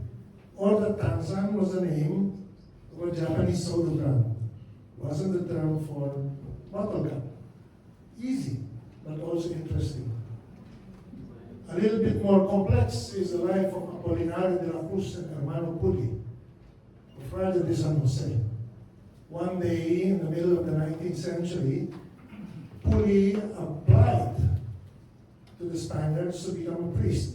Spaniards in short said, no, you're a native, di pwede, Indio ka lamang. And so he felt dejected, set up his own church, pinagbawal ang mga Kastila, the Spaniards were not allowed, Spaniards got angry, they fought, he lost, he was hanged, executed. And yet Puli is someone who is still remembered today. All of you, probably in your households, mention him almost every week, if not every month. How? Persistence of memory again. Because of the way that they finished their prayers. Their church became known for the way they finished their prayers. In English, they would finish it as forever and ever. In Latin, originally, they would say, et secula seculorum. Everything legal we call today colorum. Colorum ang lisensya, colorum ang diploma, colorum ang prangkisa. We remember the pejorative, but not the chapter in history that spoke about resistance. On the ship, many would call barco. And many would also call a term that they never really realized where it came from. Vapor. But vapor comes from vapor. And vapor is steam, and steam is produced by coal, the dirtiest fossil fuel, which is also the reason, the very fuel that brought the Americans over with their warships to the Philippines. The image beside it is actually an image of one part of the country of Dr. Asia. It's from Labuan, Borneo, where the British officers first discovered a massive coal deposit around the time, maybe 10 years after Puli was executed. That deposit that they discovered marked the moment when the first foreign shores were integrated into the global fossil economy. Remember, in the middle of the 19th century, this was the very economy that Marx was studying in the UK, when British industry moved from the power of water, which was more abundant and cheaper, to the power of coal. Because coal acted like steroids in terms of producing capital and also locating power where labor already was to begin with, which meant that labor was more easily disciplined. And so they switched to coal and produced gargantuan numbers of products, including cheap cotton imports that flooded the Philippine nation, decimated our textile industries, killed off Piña, Husi, Sinamay, and fed the revolution with a lot of disenfranchised workers. Konektado ang lahat, especially the warships that were brought here by the US. Why?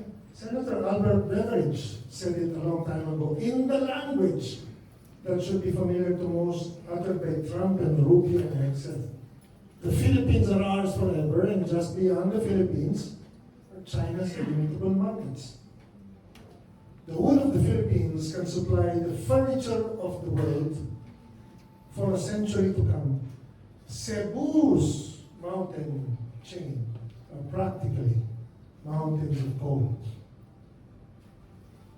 And if you're from Cebu or have visited Cebu, you would know that the ties of Beveridge to today is present, because the biggest palengke market in Cebu is still named the same.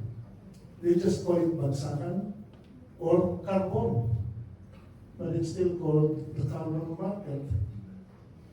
If you talk about the Paris Agreement, the climate treaty, they would call it the carbon market. In Cebu, yung palengke ng carbon, yung merkado, it's still there, thriving. Which is it's actually quite important, because more Filipinos today talk about the climate agreement, the Paris Agreement, the climate treaty, the climate accord. But very few talk about the Treaty of Paris, which, among other things, allow the US to purchase the Philippines and Cuba, even though we had already thrown off the Spaniards.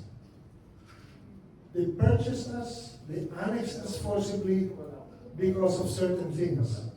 One of them, of course, resulted in what we now call a concentration camp of the bogus war on terror, which is called Guantanamo.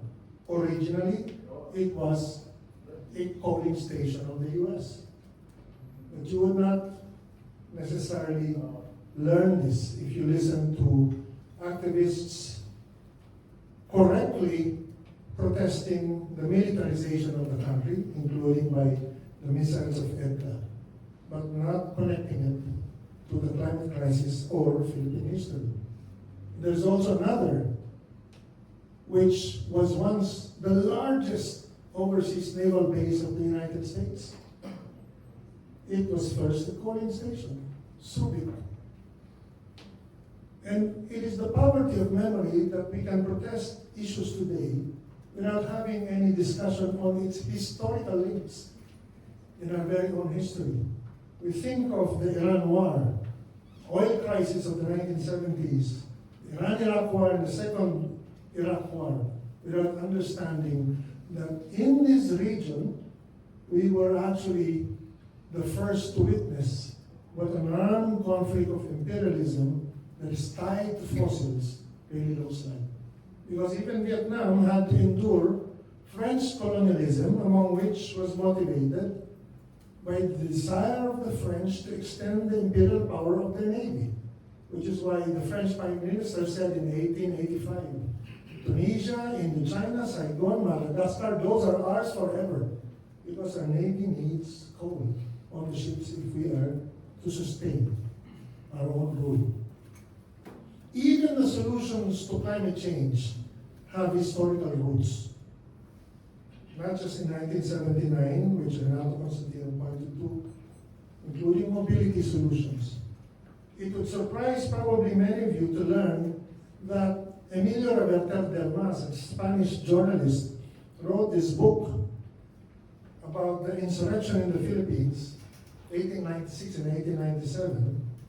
And in this book, he actually said that the Katipuneros were so devious because they would recruit their members by going to the dances, mga baile, where they were feted and so popular because they would come in riding bicycles. So even bicycles have a revolutionary history. But we need to be interested first in what has happened in the past. We will learn, for instance, that the bicycles were so critical to the women's liberation, especially that fought in the United States, which allowed them, the women, to gain the vote, to gain the ultimate objective of the suffragettes. It's even a research agenda because so far this is the only photo I've seen of a Filipina on or beside a bicycle before World War II. So if you come across any photo on of a bicycle and a Filipina or beside a bicycle, please let me know. This is my rabbit hole and I've been searching for a long time for it. The bicycle was used by the Japanese to sneak behind the British to capture Singapore and the Malayan Peninsula. It was also featured in some of the letters of Renato when they were distributing anti-Japanese leaflets during a very dangerous period while on a bike. Even more nicely, it figured massively in the victory of the Vietnamese over the French in Dien Bien Phu, and also when they defeated the American imperialists right after. Much of what is under intense discussion today, from problems to solutions, they all have deep roots in history. The fossil economy is responsible for a lot of brutal wars, but it is also responsible for an even greater proportion of dispossession because of the way it has boosted the dictatorship of accumulation and consumption. And today, worsening climate impacts represent an existential threat to working families around the world, especially the most vulnerable, women and children. Science also continues to tell us the metabolism of nature is colliding with the metabolism of the fossil economy, and that one has to die in order for the other to thrive. And so we must choose life. The fossil economy has to be dismantled. Wars need to be stopped. And climate violence has to be defeated. Everyone now feels the pain from the war of aggression on Iran. But eyes are also increasingly focused on the West Philippine Sea dispute. China's bullying is real and it needs to stop. However, we need to also recognize that the Philippines is to China what the United Arab Emirates is to Iran right now. An appendage of the US. I hope, therefore, that tensions de-escalate fast. But I also hope that the dispute remains unresolved because it means the hydrocarbons under the sea will remain untouched. And thus they cannot harm us. If they are burned, they will. Fossil fuels are a parasite prepared to kill its host in order to thrive. And all we have right now is flag freedom, because fossil dependence is the persistence of colonization. My friends, we cannot decarbonize if we do not fully decolonize. And we certainly cannot fully decolonize without global decarbonization. The US is no longer an enemy, but neither is it our friend today. It's not even a friend of Southeast Asia, as it sets its eyes now on the Strait of Malacca. We must keep it out if we wish to peacefully resolve the territorial disputes in the region. In this region, we share typhoons, we share smoke, but we also share the sun and the wind and moving water. We must stop the bullying, but we must also learn to start sharing more. My last slide I chose because I wanted to emphasize what I began with. The poster you see in front of you is a poster of the French Open, Roland Garros stage in 1994. A globally renowned competition because uso ngayon si Alex Ayala, and now we can think about it a little bit more. Why did I choose this?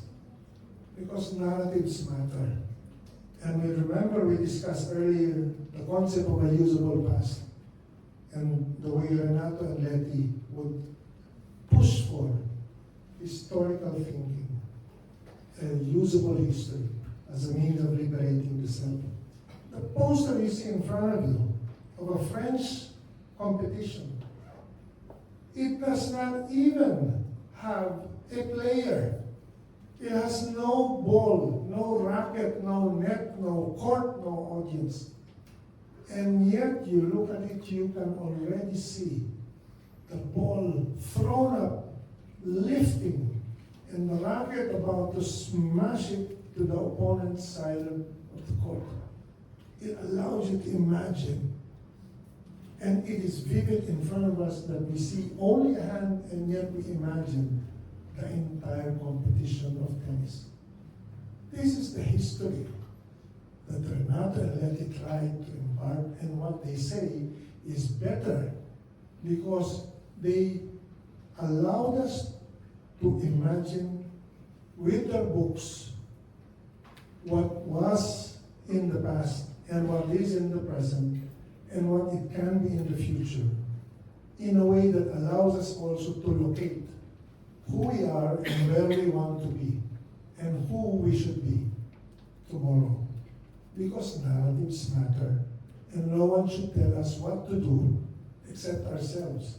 Somebody is bound to say, yes, but without teachings from a vanguard, then people will go astray or make mistakes. Of course. But mistakes is how people gain experience, how we learn, and how we become independent, autonomous societies, a nation, and a nation of Filipinos, a nation, and a nation of Filipinos with a sense of agency. Ilaman po, maraming salamat.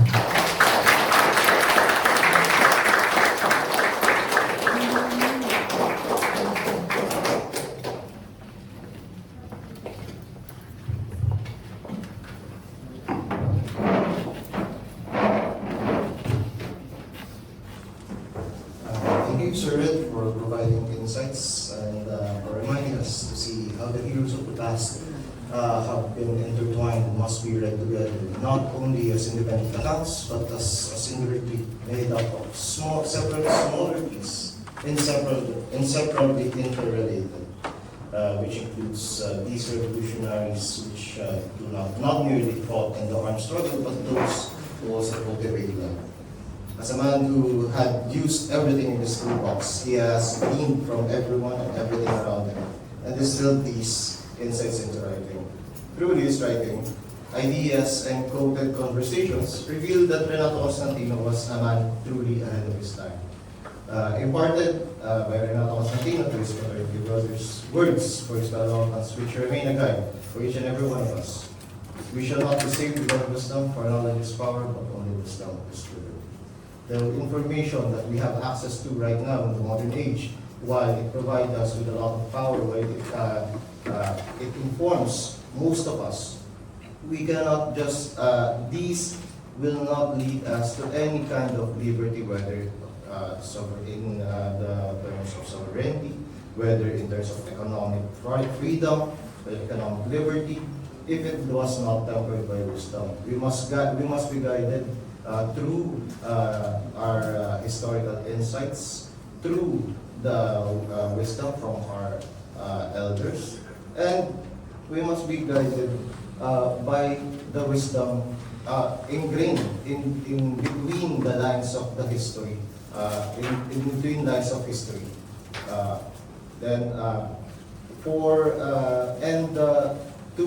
For us to have a glimpse into some of the lives or the people in between those who have written part of our history or have documented part of our history, we are pleased to announce that there will be a 3-week retrospective exhibit at the Yochenko Museum from June 11 to June 30, titled Pasts Revisited. This exhibit will feature rare and never-before-seen materials, including personal letters, manuscripts, and artifacts from the lives of Renato and Leticia Constantino. Sir Red has shared with us that the exhibit will also feature new works and recent campaigns anchored on the concept of the usable past that Renato and Leticia had pioneered. We encourage everyone to visit, not only to get a peek of who these people were behind the books and the articles, but to deepen the connection to the author, to have a better grasp on how the life they have lived might have influenced their outlook. We hope that everyone continues to engage with their legacy of critical nationalism beyond today's discussion. Before we start with our open forum, we invite Dean Lavista to join our speakers in our table to receive questions, comments, or reflections from the audience. Kindly approach or raise your hand in the preparation to a microphone if you want to have your questions. The floor is open. Game, sama na po kayo sa parents ko.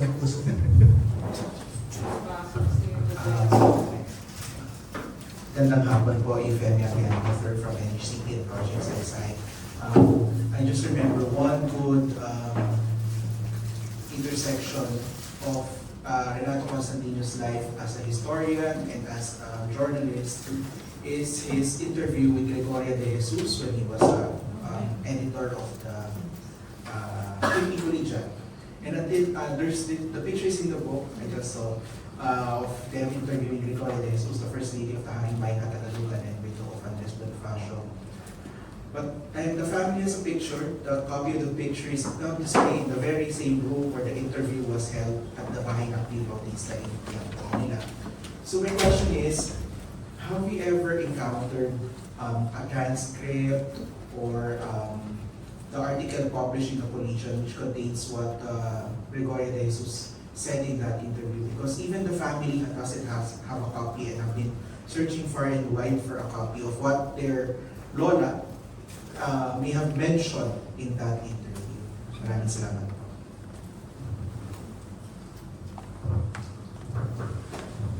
I don't have the answer to that question. Because I think the insert on that interview was done by someone from the Constantino family. And although now there is a surge of interest in Oriang, given the film and the new perspective which surrounded her persona as somebody who is distinct from Andres, but who is also deeply attached to him. You know, the same maybe that he show us to Renato. But maybe someone in the family can point to a source. Because the thing about Orion, I listened to an open forum about her after the filming, parang preview of her life. And then there was someone there, the daughter of Andres Cristobal Cruz, who interviewed Carmen Guerrero Nakpil. She was an Nakpil and therefore related to the second husband of Orion. And she said she wanted to interview Orion, but she was always prevented from doing so. There was some kind of a cordon sanitaire there because they thought Orion was sort of in between sanity and something else, you know. So the projection was that she was such a sad person at that point in her life when she could not blend into the elite culture and she was in a way isolated. You know, they were speaking French or Spanish or something like that. And so the family sort of had a protective fence, not to allow maybe discerning writers like Carmen Guerrero Nakpil to be in close touch with her. But that interview was in the 1930s. It may have been a different context. So maybe it's worth digging the family files for, if that's possible. Several answers, Yufi. Thank you for the question. Several layers, no? None of which might make you happy, or maybe all will make you happy. I often tell my friends now, ang buhay ko mula activist to archivist na yan. Ano. And first on Orion, my family, my friends are very happy that there's been a spate of movies and theater productions on Orion, such an important figure. But apart from one theater production, it's a shame that the way she's portrayed is such a cliche of women. Pag pinanood mo yung scene, she's just crying all the time as if she needs something or help. She was a revolutionary who existed, as Steve Endari said, independently of Andres or Julio. And to your question on that interview, on the manuscript, if it's there, it will be found. The entire compound has rooms that are not yet explored. When we did the Leticia Life in Letters last year, a major exhibit for us, we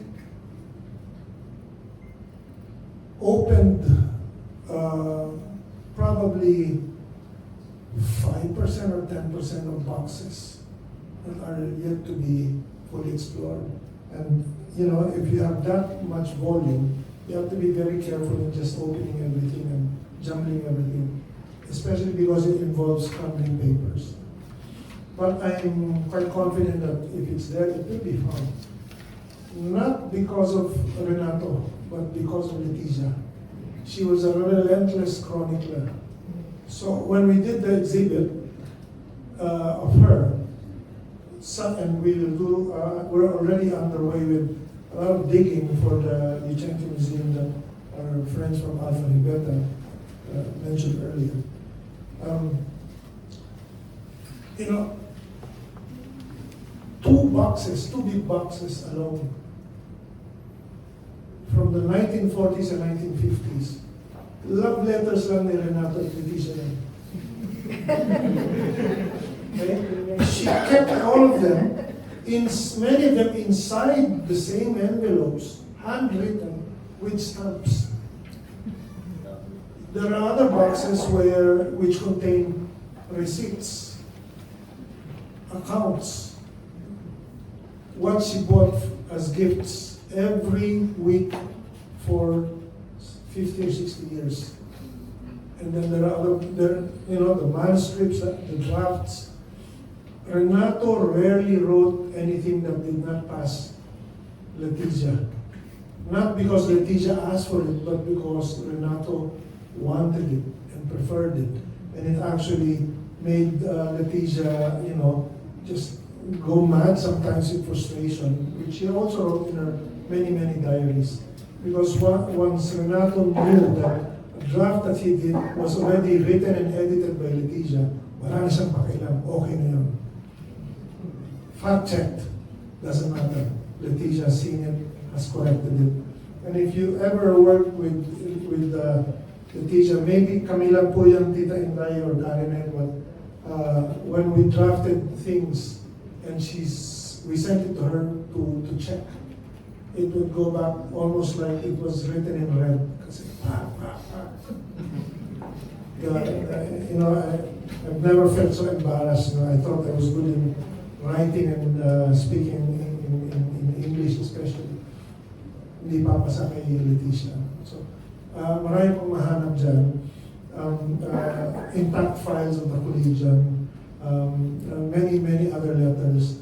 When he was alive, Carlo Dong was asking me to find certain manuscripts that I remember that I saw it, but it's in a file that we have to patiently open every now and then. Once it's found, alam mo naman, you'll be the first to know. Promise you. But time is limited, so I hasten to also add, to emphasize, Dr. Raja asked earlier about a book, and I say formally in front of everyone, let's do it. We will do what we can to do that.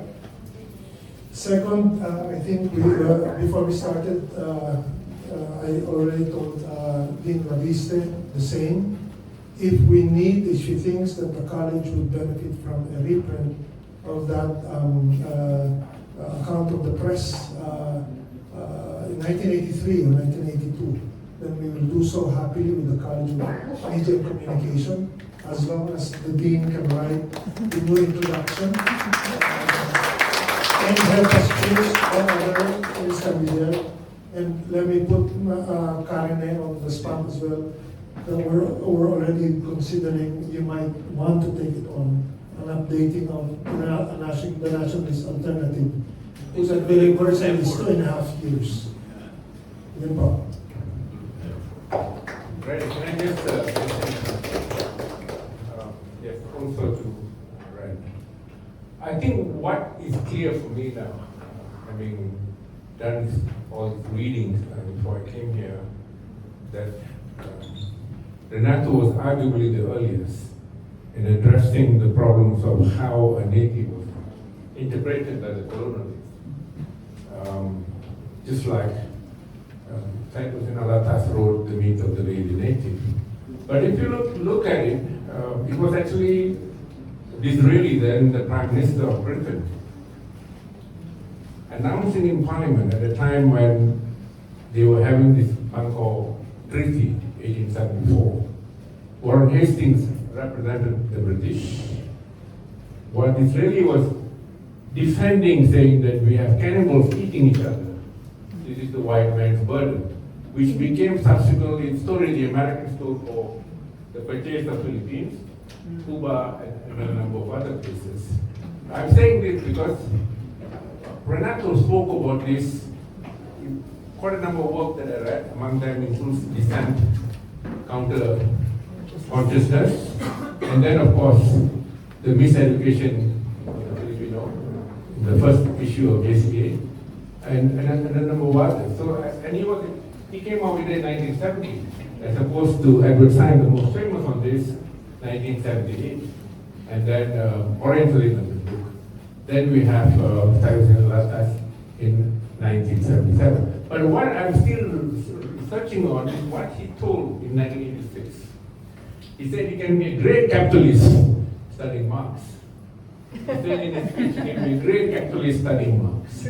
Now the important thing here is what Bruce mentioned in my subsequent reading of Capital Volume 1 and Volume 2 is why they didn't like oligarchies, why they didn't like mercantile capitalism. Because much of what they did was to waste, not to reinvest as productive capitalists. That's why Marx, and as far as Bruce McFarlane, so I believe now, although that was not interpreted so much by Renato, that's key, which he didn't see happening with the new government, the populist government. I'm still trying to see something in black and white to bring that to, just that. Thank you. Thank you for answering this question. Do we still have any other questions from the participants? Yes, please. Actually, I kind of have one question per speaker, so baka matagal tayo. So,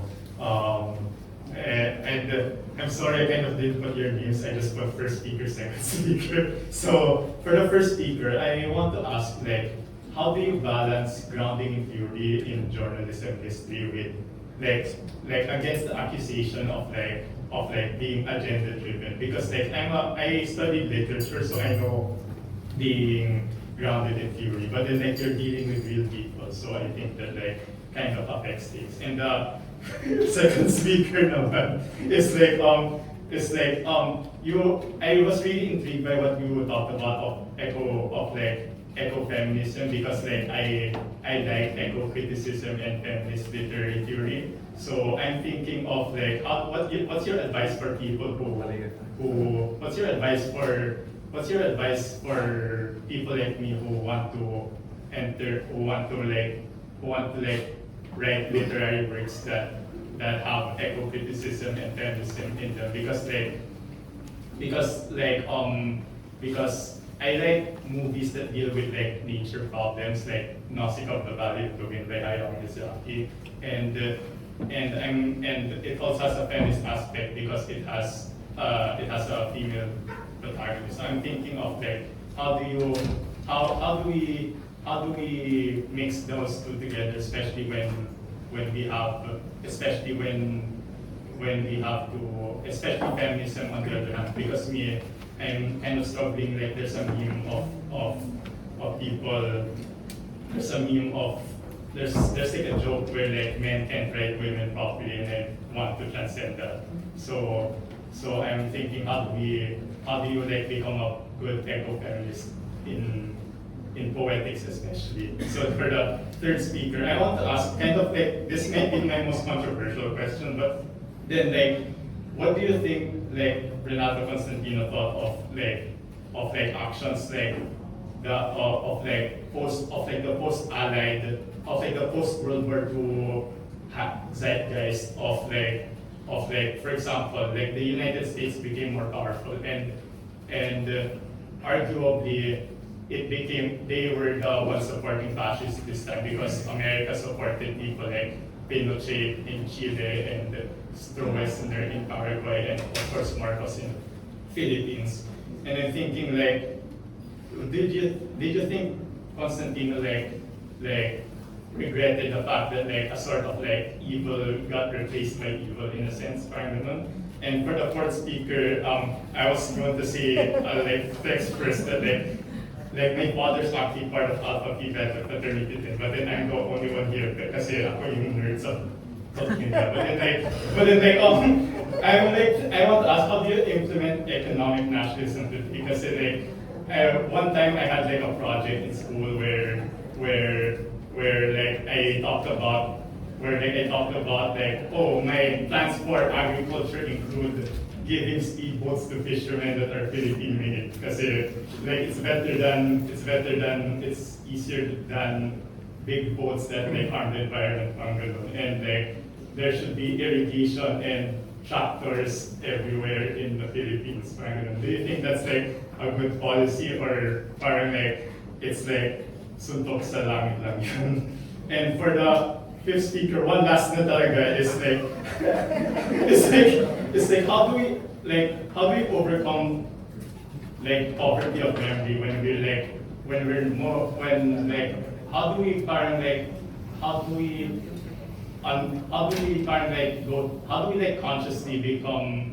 we become conscious of the poverty of memory, especially when we forget like the climate aspects of things? Because the tendency is to like there's like a sort of like STEM versus Hume's type of thinking where like, oh, the climate is for scientists lang yan. And for the history, that's like for the humanities people lang yan.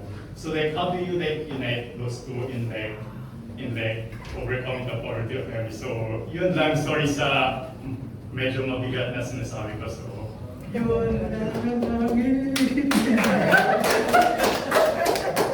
I hope that our speakers were able to take note of all of the questions raised. But yes, for the question addressed to Professor Renato. Thank you. I was no student of literature. I did science and economics, but still, let me try to answer you, at least provide you an answer. My understanding of Renato reminds me of Pramoda Anantatoye. This guy was actually nominated for a Nobel Prize, but the government opposed him. He was classified by them as communist. Likewise, I will not classify Renato at all as a communist. I didn't classify him. Just like Sukarno, to me, they are all nationalists. But speaking about that, Renato was not xenophobic. I didn't look at his book to capture that sort of an element. He was not xenophobic, not anti-foreign. In fact, he asked the relevant questions to see aspects of developmentalism in line with recognizing who the national is. And nationalism, the way I saw from his eyes, is to be used productively, not to be peripheralized, to be brought to the forefront. I think that's the sort of nationalism I think we should always present, but not in one where you suddenly dream of a particular nationality become the world leaders, like what the Japanese tried to do in the Second World War, the presentation just now. But I just wanted to make that point before I pass the cue to but I think it was technical. That was a very abstract question, but let me answer it from the way I developed as a feminist. Because there are feminisms and feminisms, from liberal to Marxist to radical to socialist, postmodern, etc., etc. And ecofeminism sort of wove the threads that were useful from the others. Like it has a class analysis. Who is, polluting the world? You need to study capitalism 101 to understand where the pollution is coming from, where the overconsumption is being promoted so that we can consume more of what we don't need while wasting all the resources, the water, the energy, etc. So then you get to a point where you have to think what is most important at this stage. And I do agree with Red that we must save the planet because we are on the very edge. We're about to drop from the cliff, and we need to be a more caring humanity, meaning that we need to preserve what we still have, life on Earth. We need to prevent wars and make peace. We need to have many of the things that make life worth living.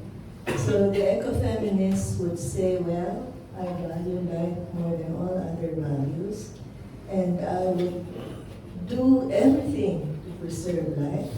And that comes also from the socialization of women into caring roles like motherhood and all the ones in the care professions, teaching and all that. But it's not what you would call essentialist, meaning not all women are caring. You have people like Margaret Thatcher who stole milk from the kindergarten children in the UK when she prohibited all the welfare schemes for the vulnerable. Right? So it's not, it doesn't have, it is not biological determinism that all women per se are capable. It's the way we are socialized and the way we are made conscious of what is important in life. So then it translates itself into literature. I think Red has been into the workshops on ecology, environment, etc., where the writers get the science of it and see the urgency of action, whether in places which matter to you, like in the fields that you are active in academically or socially. So I hope that answers your very complicated question. Does Professor wish to respond to that question? I wasn't the speaker, I just gave the opening remarks, but if you want, you're asking about journalism, I could say quickly that journalism is not just technique, it's also episteme, and when it's also not just arts, but also scholarship. And what could we say about journalism? That it launches a relentless critique of everything that exists. The same could also be directed to journalism to make itself accountable to the public. ATD listed. Professor Pereira. Constantino was a critic of American imperialism and Japanese imperialism and Spanish imperialism. He did not privilege any of the imperialisms because it's a world system. Read more Constantino. Buy the books outside. Thank you, Professor Pereira. Dr. Remy. Hello.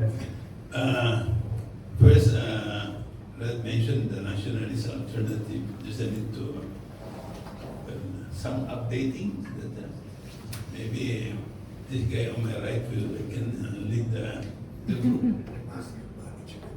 And then of course we have some representatives here. We have also Attorney Arellano here, one of the pillars of the Philippine labor movement, maybe can join the group. Yes, we can organize that.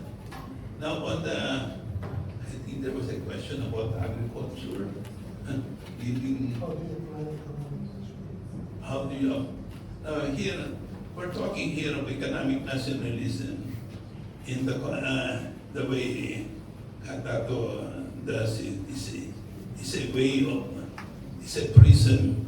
It's a, how do we look at problems and issues of society through a nationalist perspective, using the weapon of the usable past. That's very, very important. Because you cannot, so that means you have to, you cannot address problems of agriculture, of industry, without a understanding of history. The problem of the role of imperialism, colonialism, neo-colonialism, and the wrong ideas implanted by the IMF and the World Bank, and then so there's a need for liberation of the mind. And without that, but this liberation of the mind should be a collective one, and that's why he's addressing his writing not only to so-called intellectuals, but in particular workers and farmers. So that's why the nationalist alternative that was mentioning is really a product of a group effort.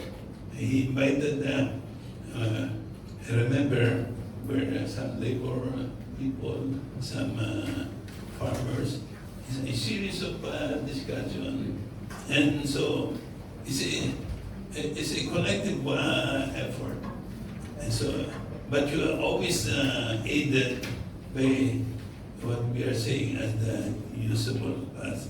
Now it is in this context that that sentence from Tato is very good. A true Filipino is a decolonized Filipino. Well, if you want more clarity about this, we can discuss this after this meeting.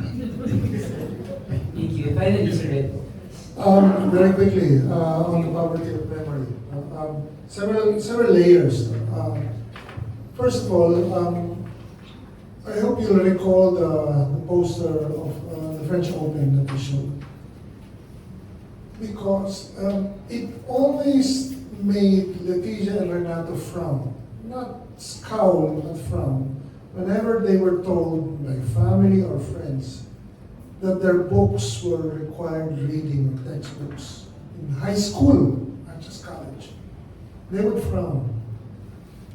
Because they would always say right after that they never wrote their books or pamphlets, especially the history volumes.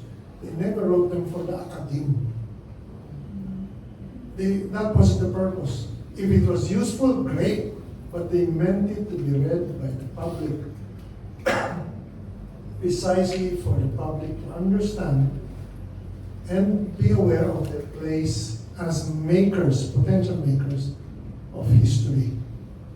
And that's why they also propagated the concept of a usable history. Because if history is not usable, my favorite acronym is WTP. Yung iba, WTF. That I also like, but apart from saying what the fuck, WTP. If history is not usable, what's the point? WTP. Right? And history is everywhere. It surrounds us. As I hope I showed a little bit in words, in trees, in our surroundings, in personal memory, collectively as a nation's history. Poverty of memory is also not the fault only of the people or the masses. It's also the fault of those who say that they're progressive in the left, but are the first to forget. Because they will remember the birthdays of Fidel Castro and Che Guevara celebrate Hugo Chavez and Ho and Mao and so on. But they will not remember Pedro Abad Santos or Oriang de Jesus or Emilio Jacinto or the 130th anniversary, which is very important because that's when nation comes in. Many times a section of the left would say nowadays, parang uso, workers have no country. Yung ba alam yun? Sabi ni Marx, workers have no country. Yes, he said that. But he also said in the same paragraph, workers have no country. They cannot take what they've never had to begin with. And that is why he said that the struggle must first be national, because the working families need to build the nation in their image, not in the bourgeois image. They need to build a nation of their own. That's what the Katipunan achieved. And that was what was aborted. And that is all our tasks today. And besides, those who say workers have no nation are also just silly buggers. Why? Because they say workers have no nation, and at the very next breath they say, free Palestine. Sus Mario said, nation for others but not for yourself. It's also why we fought for a free East Timor as nationalists, because real nationalism rooted in our history requires our nationalism to be internationalist. The freedom of others is also going to determine how free we are. And so the poverty of memory is something that plagues many, including all of us. And we need to address it, confront it, because it will make our lives far more colorful and more interesting. Our past is very much alive. It's not even past, as they say. Can I say one more? I also wanted to bring something that happened in 1986. Because I was talking about the electronics industry, which in 1986, 87, 88 also affected the Philippines. There was mass retrenchments. There was one side of the group that believed that that's the end of capitalism. I said no, because these guys are reinvesting. Capital labor ratios are rising. This is the cost of competition that brought about that. Let me also mention that indeed happened. Let me mention that if you read Schumpeter's third book, Capitalism, Socialism, and Democracy, he has 3 books as far as I know. I don't know his first book because it's written in Austrian, German language, because he was Austrian then. Then the second one, Theory of Economic Development, 34. The third one, in his preface, he glorifies Marx first. He actually acknowledged that his thinking comes from Marx, because Marx scientist. I pronounce it Schumpeter. Joseph allows Schumpeter, or Schumpeter if you want to put it. Now he actually mentions that the gales of creative destruction drawn from Marx, because competition forces firms to replace old modes of technology with new ones. That's in the preface. You can actually look at that. So that's what I felt, because the only 2 people that defending me were Bruce McFarlane and Renato Constantino. The others were talking about the end of capitalism. I don't know if Rene remembered that. Thank you for answering the question and for the discussion that we were able to build. Are there any other questions from our participants? Yes, please. Hello, my name is Sachi. I'm a grade 9 student, and I have a question for Sir Ed. How do you think leaders should lead people to choose life when most Filipinos of today see more of what is in front of them, namely the materialistic things? I have also been recently reading a pastor visited for my school, and I'm actually homeschooled, so I'm reading it along with Ambeth Campo, and I've also been taking ideas from it. But from what you were saying earlier, I really want to know how you ideally think leaders should show people how to choose these kinds of, how to make these kinds of choices to make what you're saying it a better nation for all of us. And that's all. Thank you very much. Thank you. Thank you for being you. Thank you for reading those books. It's a wonderful question indeed, and I invite my other panelists to also try and answer, not just me. Thanks for asking me first. Let me relate it first to myself. It's a lesson that I grew up with, which I think, if I remember correctly, was given to me by my parents, my father and mother, which was given to them by Renato and Leticia in particular. That if you wish to be a leader, you must be ready to follow. If you think you're a good leader, the measurement also is, are you a good listener? If you think you're a good leader, are you ready to listen and confront disagreement and learn? Because you cannot learn if you already know something, which means experience is all about a person with a lot of mistakes. And if you wish to gain experience points so that you can become a better leader, are you prepared to encounter a lot of mistakes as well? Leadership starts from a very, very, very humble beginning. Because the great leaders, as Renato and Leticia have taught many, not just their family, the great leaders are the ones who make themselves unneeded, unnecessary. The leaders who are always required or who are always needed to be at the lead, at the front, always present, their voice necessary, are not such great leaders also. So to make yourself indispensable was taught to us as bad leadership. And real good, strong leadership is about leaders who lead by making sure that they are not always at the front. In fact, they allow others to lead, not just them, or not just them even from the beginning.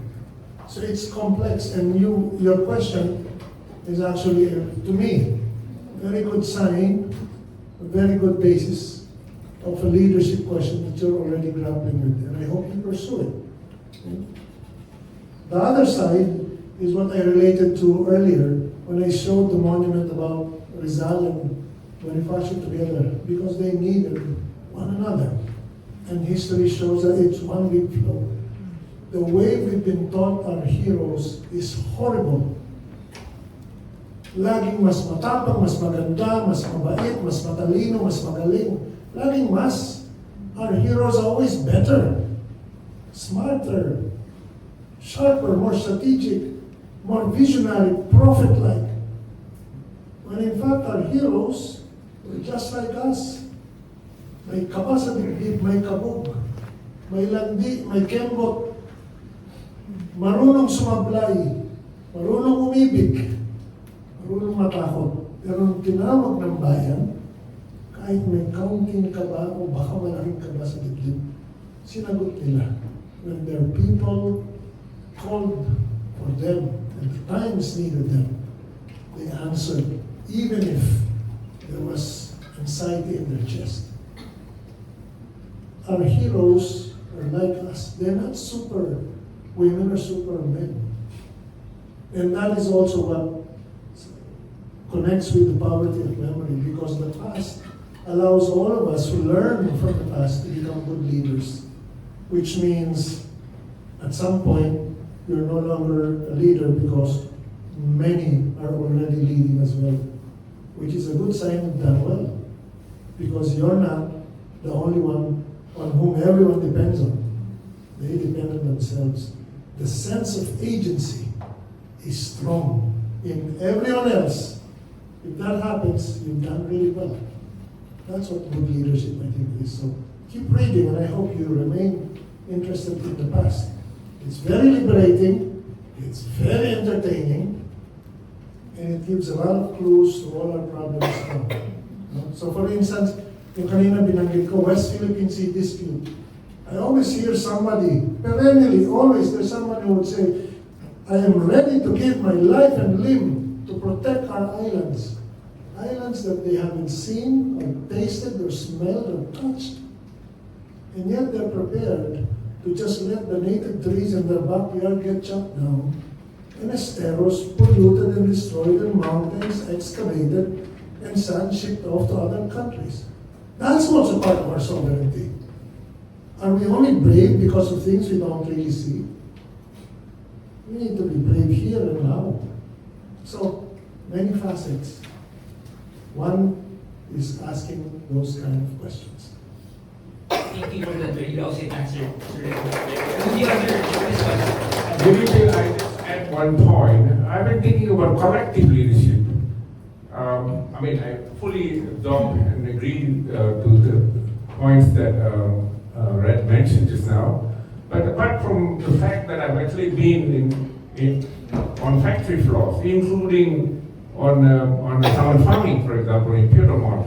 I was doing this job for Unido, where they did 6 months of breeding the fries in freshwater lakes, carried the helicopters to the sea, and left there for 2.5 years.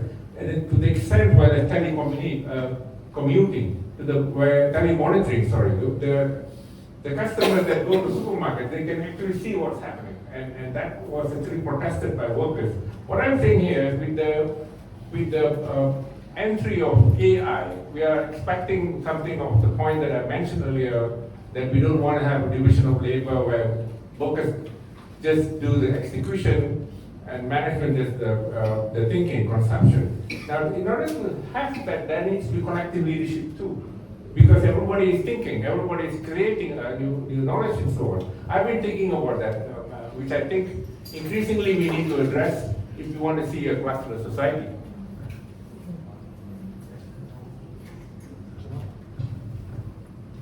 Read the Cartilla ng Katipunan. That's it. Let me repeat in clearer terms what Bernard said. Read the Cartilla of the Katipunan. 100% correct. If you want a guide, that's your guide.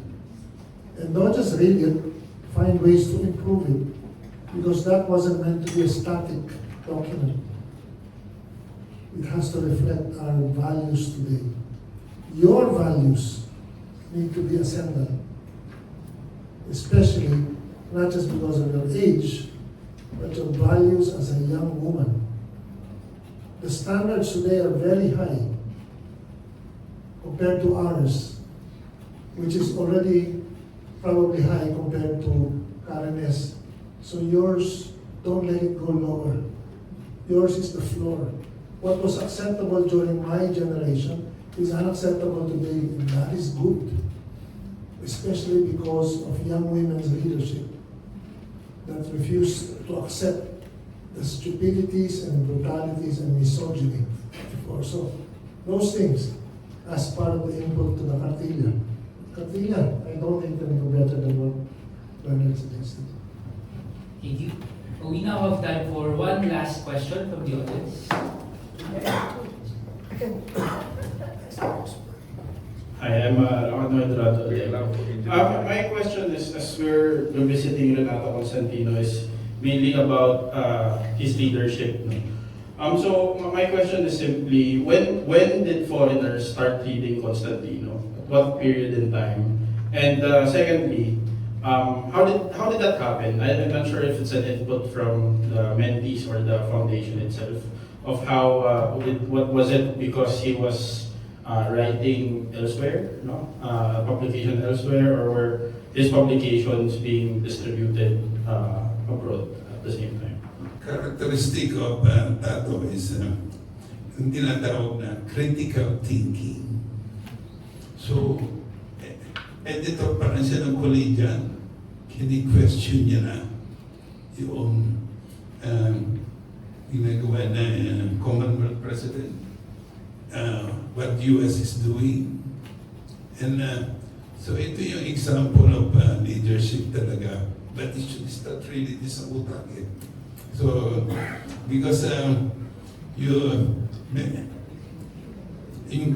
kanyang critical thinking is also reflected sa isang pamphlet niya, Veneration Without Understanding.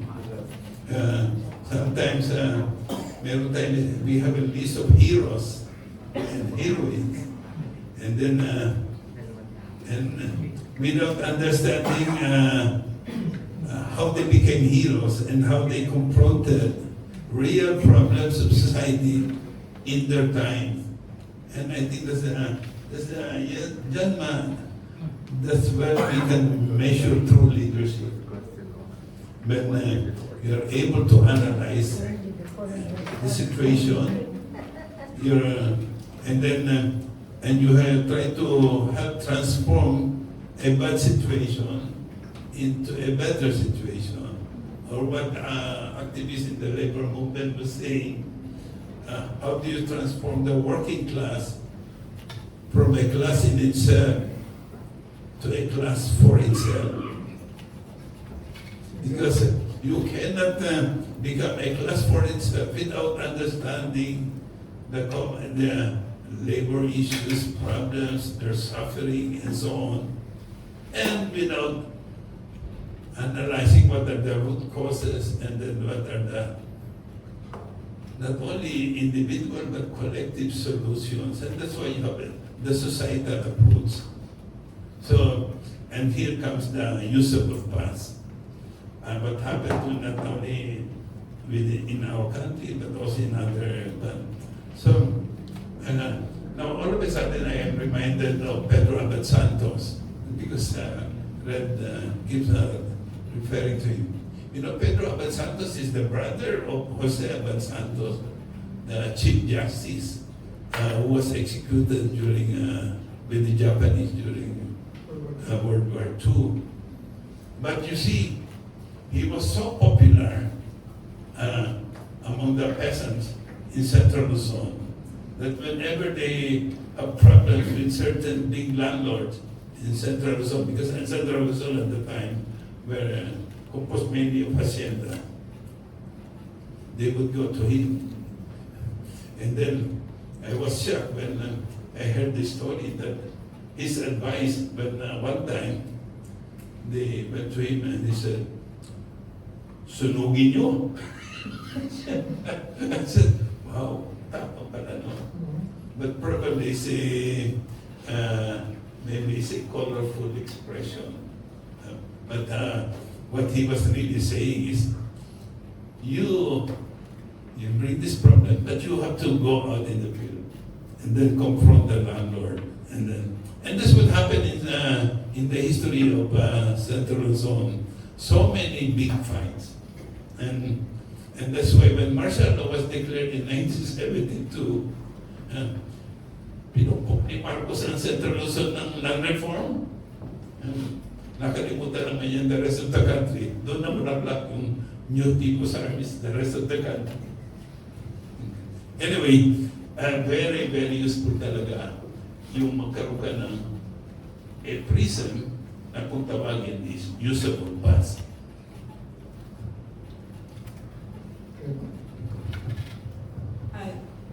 I don't know when was the time that the foreigners were reading Constantino, but when I was doing my studies abroad, I came across a book by Constantino, but with an extended introduction by Ms. Barros. He's a Marxist, and I was so proud of it.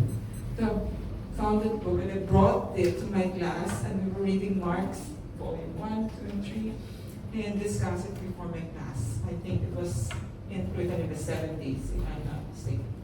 1970, Neo-Colonial Identity and Counter-Consciousness is the book. Eastman Mezaros was a very, very good friend of Renato and Letty, just like Harry Magdoff. And so that friendship is because they were also very much involved in scholarly circles, especially in Journal of Contemporary Asia. And you know, the book Identity and Consciousness, the very thick pamphlet that looks like a book, was an essay, a long essay he delivered at the World Sociology Congress, I think in 1967. That essay itself, which is part of neo-colonial identity, and Eastman really wanted to write the introduction. And Eastman is one of the foremost Marxists in the world. He wrote what is one of the most fascinating books called Beyond Capital. It's scary because I think it's this thick, but it's a compelling take on his focus on alienation and many other things. But it reflects his interest, the intellectual interest of Renato and Betty. Kasi magkasama sila lagi. And they would host dinners. Some of those dinners, they invited me to join. And those dinners I went to because the food was always great. My grandmother always made sure everything came together. But sometimes the subject matter was constipating because they chose subjects per dinner, and they would invite experts. For instance, one dinner was about mathematical theory, and there were 3 or 4 mathematicians who would come, and it was him, Caroni, Merlin Magallona, no, Viking wasn't there, and the discussion was about mathematics, and the starting point was talking about the first few equations of the reproduction of capital, and then it became algebraic very quickly, and I just started eating my food. What the hell, wow. But, foreigners reading Renato, I have a humorous take on this. Because there were some foreigners really, for sure, a lot of foreigners who read Renato. In particular, based on an actual classified document in my job as an archivist that I found in one of the files, which spoke about, I think it was 1951, that said to the Pacific Command of the United States, which was then the top, intelligence bureau of the U.S. And it said there, confirmed 3 undersecretaries in the Department of Foreign Affairs are card-carrying Communist Party members, and there are 2 more under investigation. We can't find any links, but we're pretty sure these guys are communists. One of them was named Renato Constantino. And then there was a field that says veracity. Highly credible source that always reports to us all developments and always dutifully reporting to us. The name of their source was Ramon Magsaysay. That's it. Thank you. And I'd like to ask the pleasure of our speakers, amenable to one more question. Sure. Sorry with everyone. All right, I think we have one more question. Our final question for today. So, good afternoon po. I'm Neil. I'm a writer from an independent news outlet.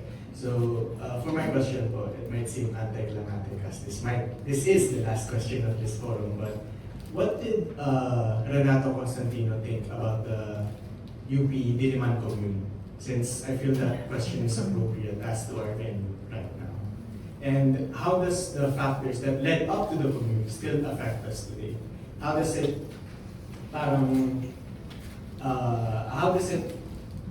reflect as to what's happening currently? Thank you.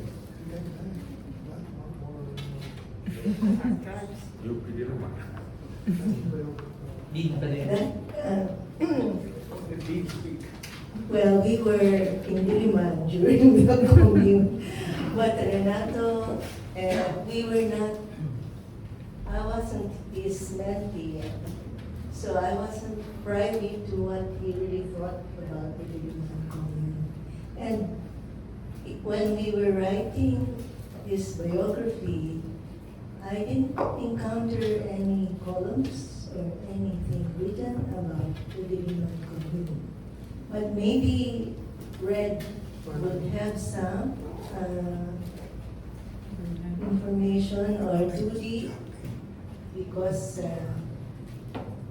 I know that when it comes to the left politics, he was always for unity. But he was also not too, how should I say it? He was always on the side of caution, that you don't come in unprepared and let the state clobber you. You know, when the forces of change are not that developed, even if there's an objective situation that change can really happen, if the forces that can carry it forward are not prepared, then you may just lose potential leaders of the future who will be imprisoned or killed. You know, in a situation where you're clearly not going to win. So he favored more the patient kind of activism, meaning you go and educate people, you have awareness raising, you do solid organizing, so that then the people become masters of their own fate. And you won't have students and intellectuals doing their work for them. You know, because the Diliman Commune was essentially the student movement rising to the occasion, but not with any clear support, let's say from the organized trade unions or the farmers movement. It was something dramatic and adventurous and very attractive to young people like us who thought, well, we will blow down the world tomorrow and we will win and there's nothing to stop us. That was the milieu of the first quarter storm. It was mainly student-led. So if you look at Renato's and Letitia's writings, they would talk about mass mobilization, the empowerment of the working people, you know, and not a few people who are enlightened who will go lead the march and do the fighting for them. That's not how they thought. So I don't know if read anything about it. But there was a whole pamphlet that Judy, the mother of Red, edited and consolidated about the debates within the left and the side he took after. It was in favor of a more peaceful, more patient way of being a revolutionary, not necessarily, and not leading to, let's say, a very popular view that the highest form of struggle is armed struggle. Because even, you know, Lenin, who was the most revolutionary of the hard left, would say, well, there are 100 ways to win power, and only one of them is peaceful. We will take the peaceful path, he said. Because who will do the dying? Not us, but the people who will do battle and get killed. So Letitia was always saying, well, who's going to do the dying? She always asked that question. And who are we to presuppose that they should do the dying while we lead the charge?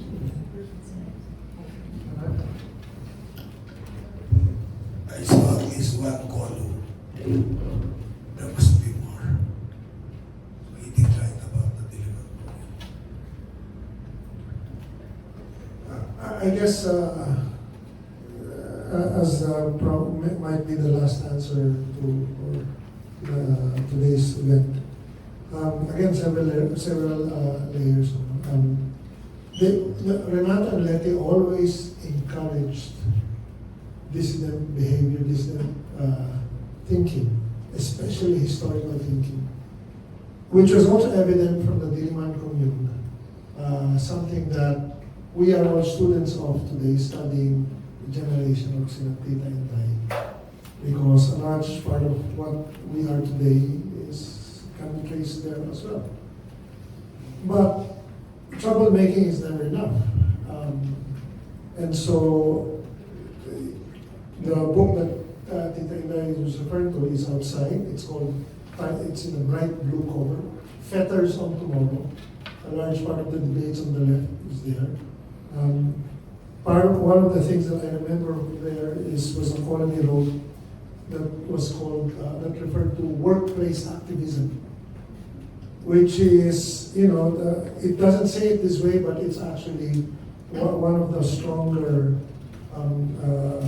responses to what I myself call the cult of full-time.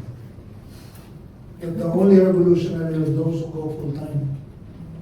Most of us need to work, and work is not counter-revolutionary. And so if you're a worker, your workplace is your main venue of activism. Not to leave it and to go full-time, but to make change where you are, where you work, as an outcome of a lot of heroes. They favored, of course, and he wrote leadership for Filipinos, parents and activists, on the side of the activists, and also counseling them how to work with their parents and how parents should think, because he encouraged activism. But they both discouraged activism that was based on dogma, on doctrines, because they've always said dogmas are dead ends. You read in order for you to gain your own judgment. And they were very critical of movements that attracted independent thinkers who, upon joining the movements, the independent thinking is the first that's killed, because there's a line that has to be followed. The movements that will succeed and flourish are those that encourage independent thinking.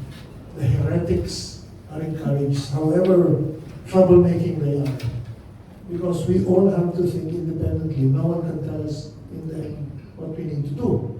They can, and some do follow, but those who last are those who, I think, are forever heretics, who will not follow the rules. And I've always said, popular saying is love makes the world go round. That's true, but also false, because it's stubborn people that make the world go round, who refuse to accept that this is already what it is, that there's no alternative. No. There will be setbacks, but the setbacks are experience points that will make us better.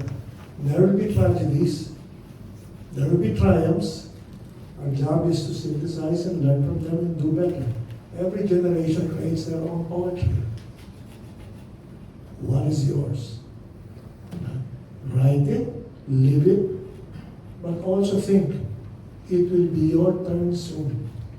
So encourage other independent thinkers, because the task of change doesn't stop with Renato and Letty. That's why we're all here. The relevance is that we're all trying to make them irrelevant. They would like that. And as my late father said once to his children, he's very sad that a pastor visitor is still relevant, still needed. And he was sad. But also, I think if he were around today, he would be happy that we're all here talking about the works of Renato and Letty. And maybe on a final point, the Diliman commune often evokes a large part of our struggles today, where you often see or hear the words never again and never forget. Support those two slogans. Support them, but also think, why is never again and never forget only starting in 1972? History began far earlier. And there were atrocities that were worse. Why are we privileging the atrocities only of martial law?